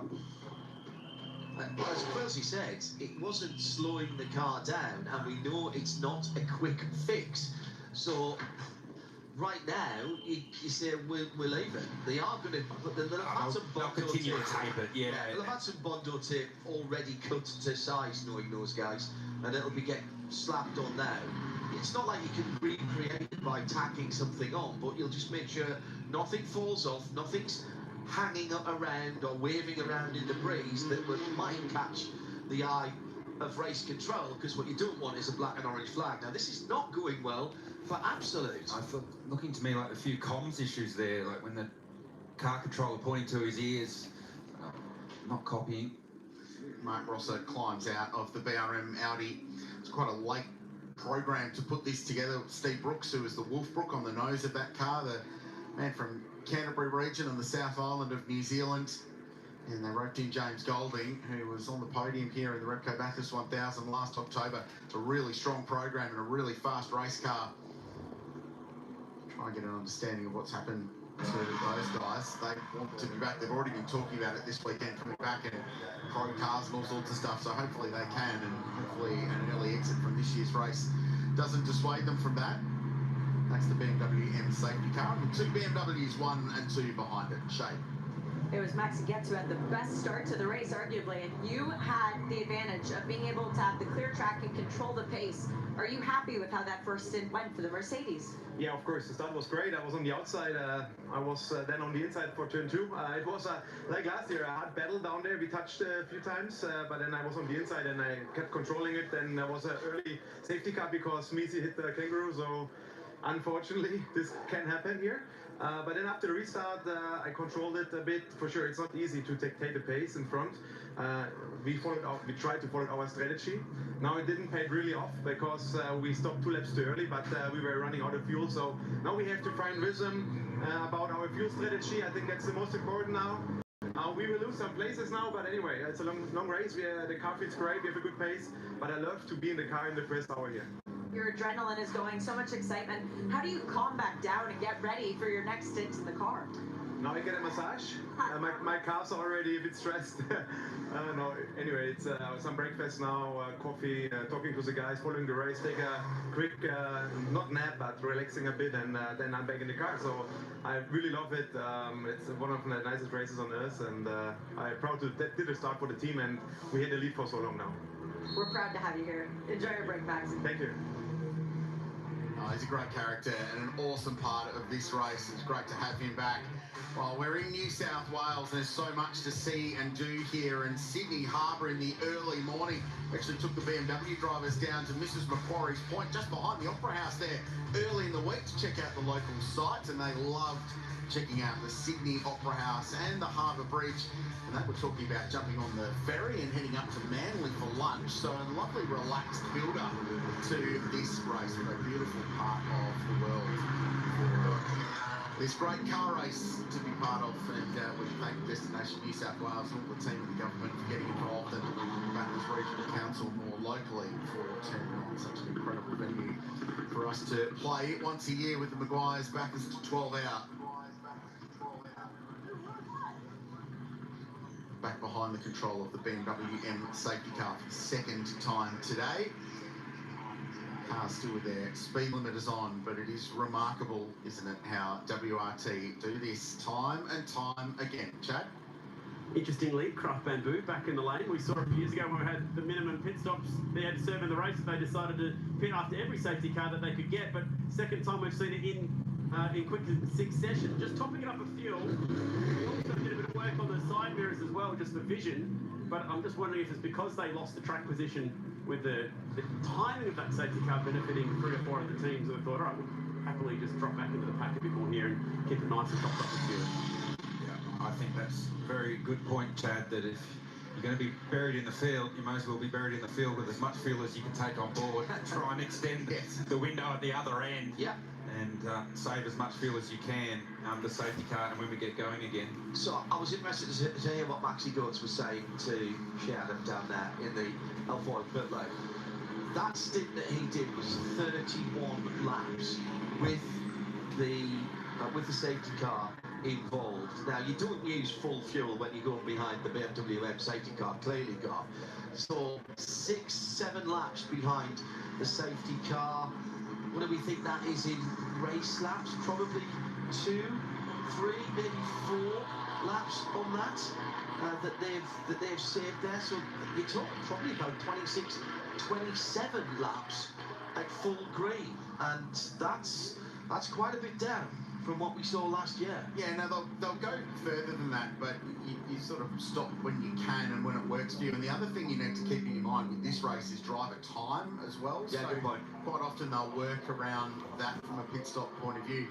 And all in the back of their mind, the number I think everybody has to consider is somewhere in the vicinity of an hour and 10 minutes before 5:45 p.m. local time. So that's the race finish. The stints you get out of these cars. Last year, the longest stint we saw was about an hour and 15 minutes. So if you can get yourself within that window at the end of the day, with one final pit stop and race your way to the finish, you're going to be in a good position. And they'll just have that in their back of the mind all the way through while this race builds and develops and the strategies unfold. Well, we need to unravel a bit of a mystery. Calvin Vanderlyn, where did the damage on the 32 BMW come from? Unfortunately, turn one. I mean, so early in the race was a bit unnecessary. I saw a couple of guys going super hot into turn one. And didn't have the Lamborghini on my radar, they probably went a bit off track. And as he came across, everyone just kind of drove into the middle of the track, and that's where I was. So yeah, unfortunate because we have a lot of damage, but actually the car felt okay throughout the stint. We were able to get on and move up. So hopefully it doesn't mean too much of a disadvantage later on. The nose is an easy-ish piece for the BMW to fix. That's part of the wonderful design of the M4 GT3. Does it need to be fixed, though, from your opinion in driving it? Not at the moment, but obviously if we want to fix it, we need to bring the car into the garage. That's the only thing. We can't do it outside, so we're going to try and stay out as long as we can, and hopefully it holds up. If everything goes well, is there going to be a fight between you three drivers over who gets to keep that little piece of debris? Not really. I would have had a massive collection by now if I was collecting them, so I prefer to leave them in Australia. Very, very good luck, Calvin. Thank you very much. Reminds me of the old Super Touring years in the UK. And Jason Plato, who's coming back to, as a team owner actually, to British Touring Car Racing. Plato went away on holiday for a while, and his mechanics was Williams Renault, I think, with the Laguna. In the back garden, assembled a shell of a car from the bodywork that had been dented, all the broken bits, and he came back to it. A bit of sculpture that he wasn't expecting. I can imagine. Well, in fact, I know, because I knew Plato very well. He did. He's go out motorcycling with him. I haven't seen him for a little while, but I can just imagine the back and forth that went on there.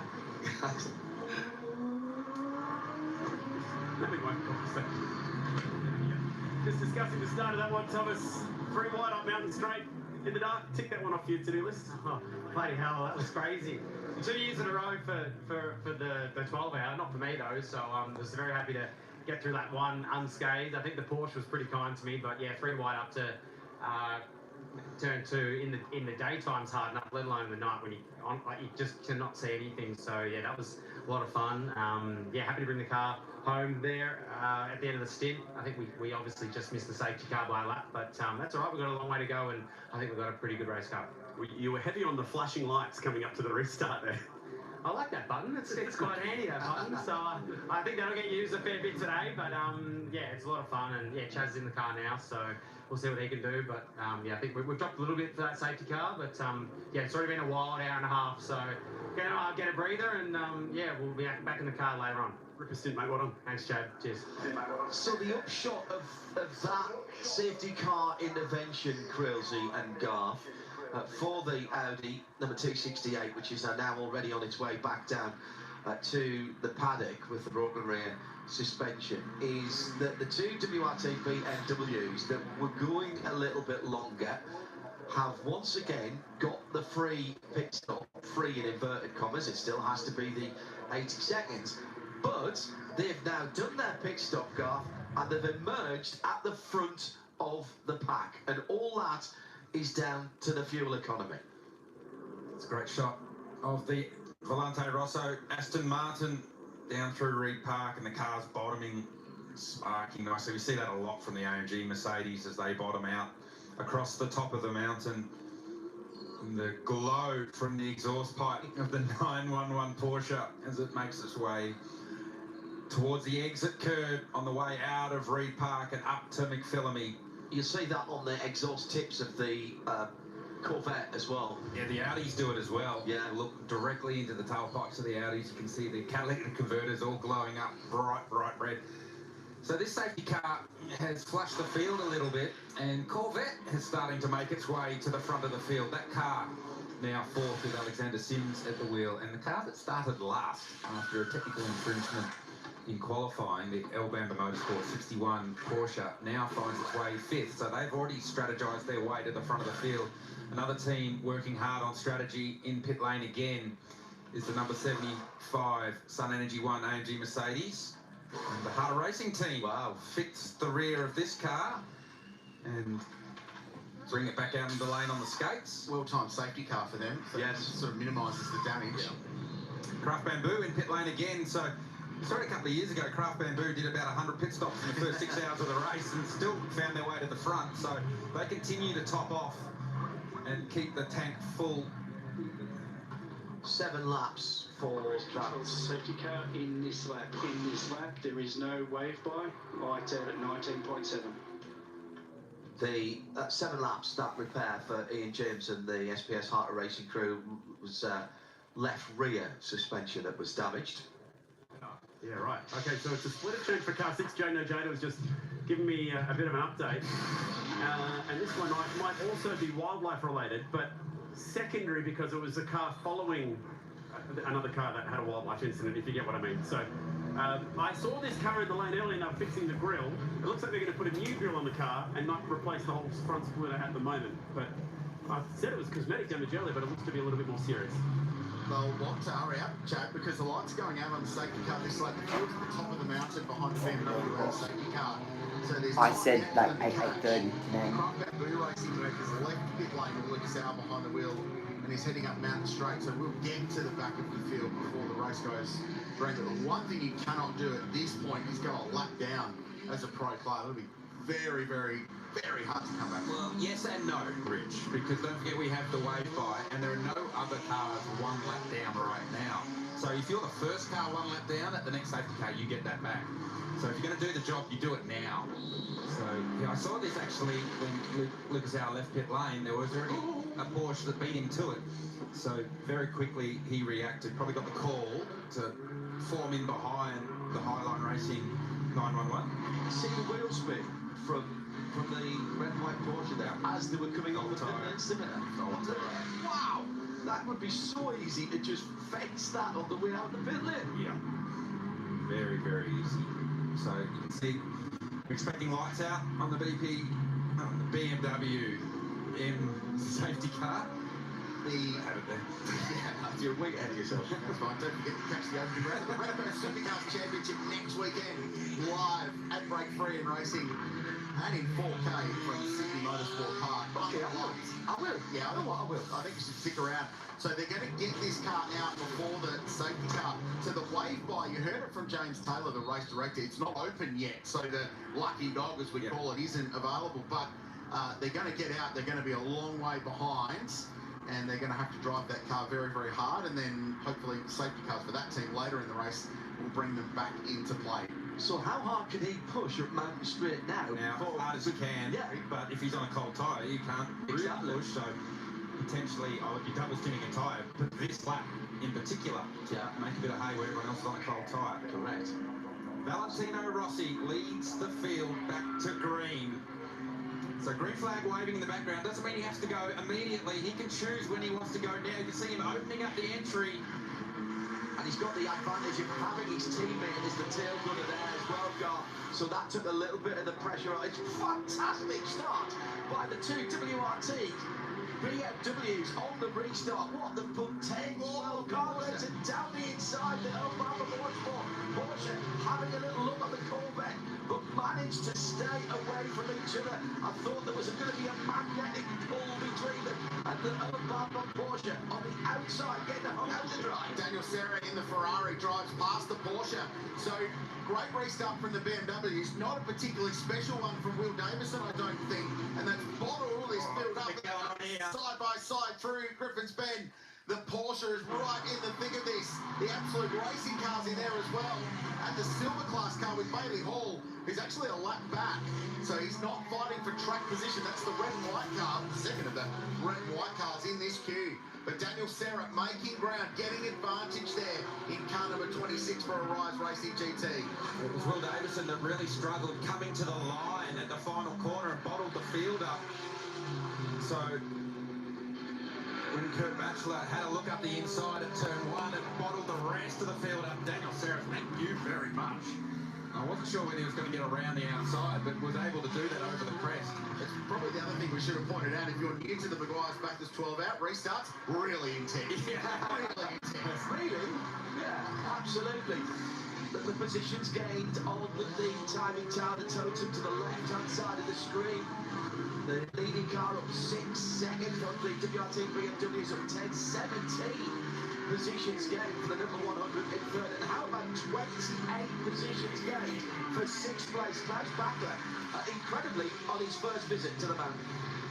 The McLaren having a look around the outside of the Ferrari and he'll get it. Get it stopped. And the Porsche still arguing back behind the Ferrari, but how's the McLaren? Probably wider than he needed to be at the kick.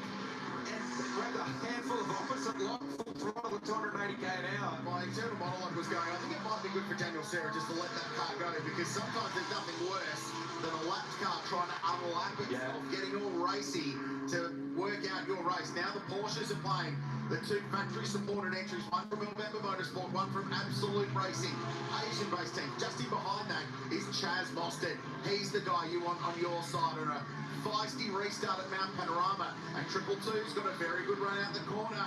He's going to try and bump drop the Porsche on the run up the hill. The Absolute car's going to lose a spot here. Chazzy drives through. Bachler struggling a little bit in that Kiwi silver and black car on the restart. Remember, the Porsches take a bit longer to get the front tyres especially warmed up and heated up following a restart. So they are both struggling, and the Mercedes pouncing, taking advantage. Bachler beginning to get into his stride.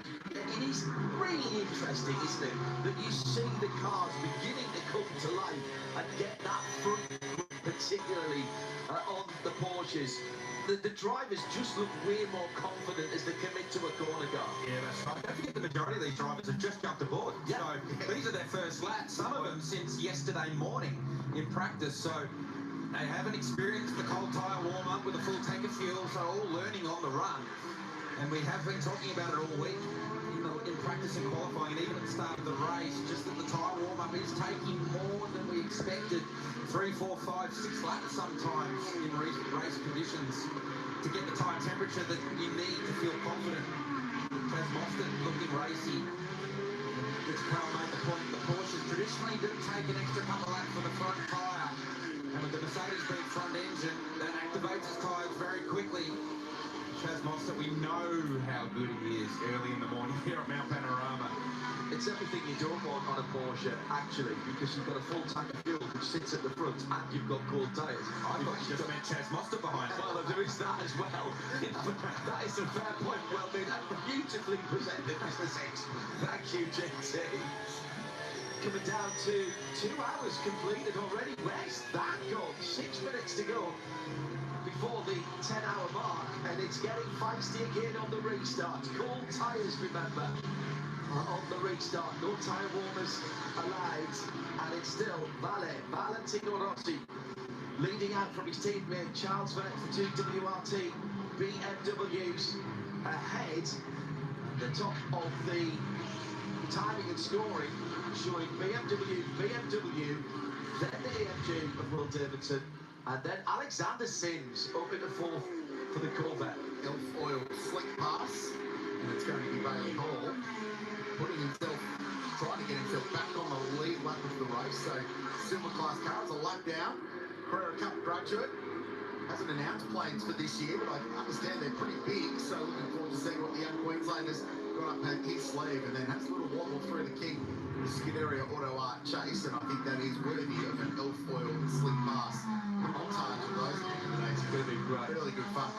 Just an asterisk on this car, they're actually under investigation at the moment for pit stop procedures and not abiding by them. So Valente also under investigation by Racing Control. I'll have Burley on Midweek Motorsport on Thursday morning, as it will be here Wednesday night in the UK, to talk about his 2026 plans. A young man with a future. First really got to know him out in Malaysia at the back end of last year when he was driving some GT cars there in the 12 hours. There's nothing wrong with the car speed of that Valente Rosso McLaren, though. He's hauled in to the back of Alex Sims and Will Davison in the Penrite Mercedes. He's had no laps in that car, you know.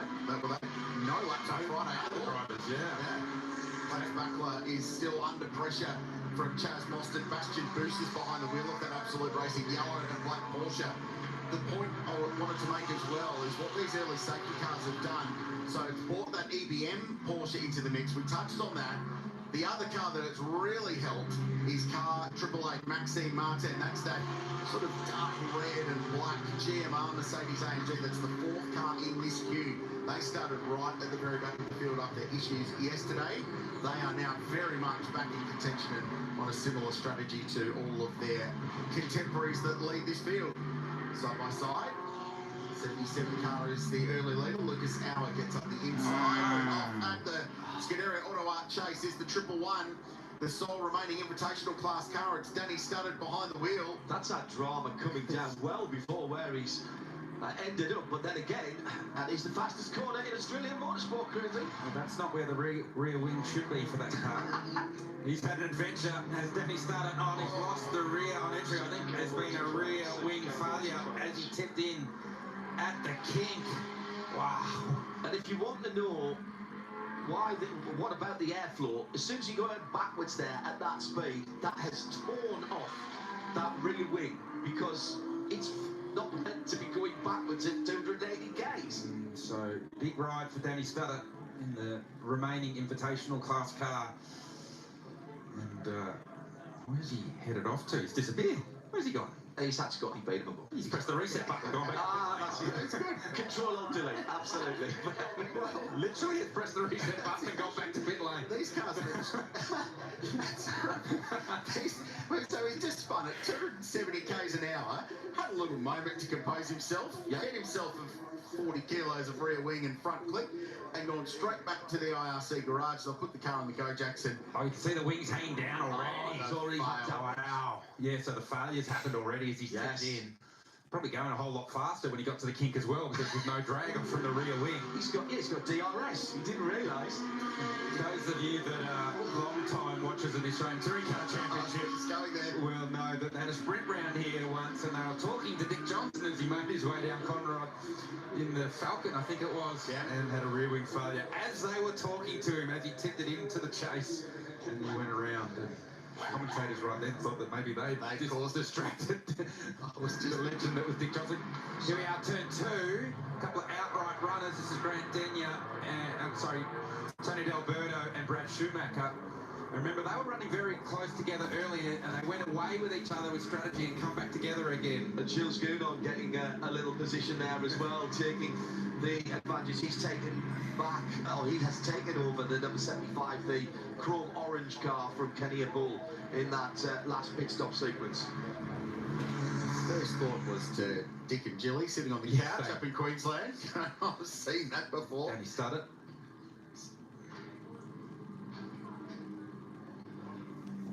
So Danny out of the car and A-OK, and these are incredibly modular race cars. It's Darren Curry, who's one of the 3 drivers there, with his very good mate Axel Donaldson. So these cars are very modular, and there's a very good chance they will be able to get that car patched back together. Alabama Motorsport in pit lane, so Klaus Bachler out in the lane, so they're using this safety car as an opportunity, and GMR are going to do the same. So Maxime Martin, who started the race behind the wheel of car 888, is in there, and Optima Motorsport doing the same in the McLaren, which has been creeping up on it in this one. Garnet Patterson's done a lot of the legwork early on, the young Australian driver who's plying his trade as a global GT racer, and was actually, oh wow, that's a rough ride for the Lambo on the limiter getting down towards their box. Just to make the point on Garnet, was heavily responsible in bringing that car to this part of the world for the race, introducing Optimum to the 12-hour organisers and getting them here. That's very early for some of these guys coming in. We're talking about 7 or 8 laps. This has been a really awkward entry for Wall Racing to get that car into their box. Yeah, the GMR Mercedes were in pit lane. Some of the characters around the mountain. It's okay at 7:44 in the morning, but what's it like in that helmet at about midday? He was up track to town, dressed like that. See Lego man everywhere. Never seen the guy with the safety car lights on his head before, though. That's a new one. Of all the things to put on your head, I like that. Maybe it's not Motorsport Australia Race Control. I need to get Joe Bradley one of those for the pit lane at Le Mans and give it his old police days. Get him a rotating beacon on the top of his helmet when he's running the pit lane at Le Mans. Craft bamboo. They've gone platinum for the freaking pitters program again. I think there's a competition between them and the 75 Express Sun Energy 1 team, how many pit stops they can cram into the first half of the race. So they continue to top off with fuel. Here's a replay of the IGTC car. You can see the rear wing hanging down already, so it's been a failure. And you do check the rear wing when you go over the hump to see if it's still there, but as you're tipping in at 300 k an hour, you're sort of concentrating on where you want to go and not looking in the rear window. So it would have got your attention absolutely for Danny Stutter. Do you look in the rear window? Yeah, absolutely. Yeah, absolutely. That's interesting. I do, because I remember watching that one. Thank you, Mr. Johnson, for that. Yes. Okay, so that will do it for the first 2 hours and 10 minutes of this race. I'm going to wrap up my coverage there. As far as I know, I will be live again this afternoon for the second part of the race, technically the second part of the race here. That will be from 3:45, the last 2 hours of this race. That's when that will be happening. But yeah, if you guys did enjoy it, hit that button, subscribe. I'll be back from 3:45 this afternoon, so keep an eye out there. Catch you then. Bye bye.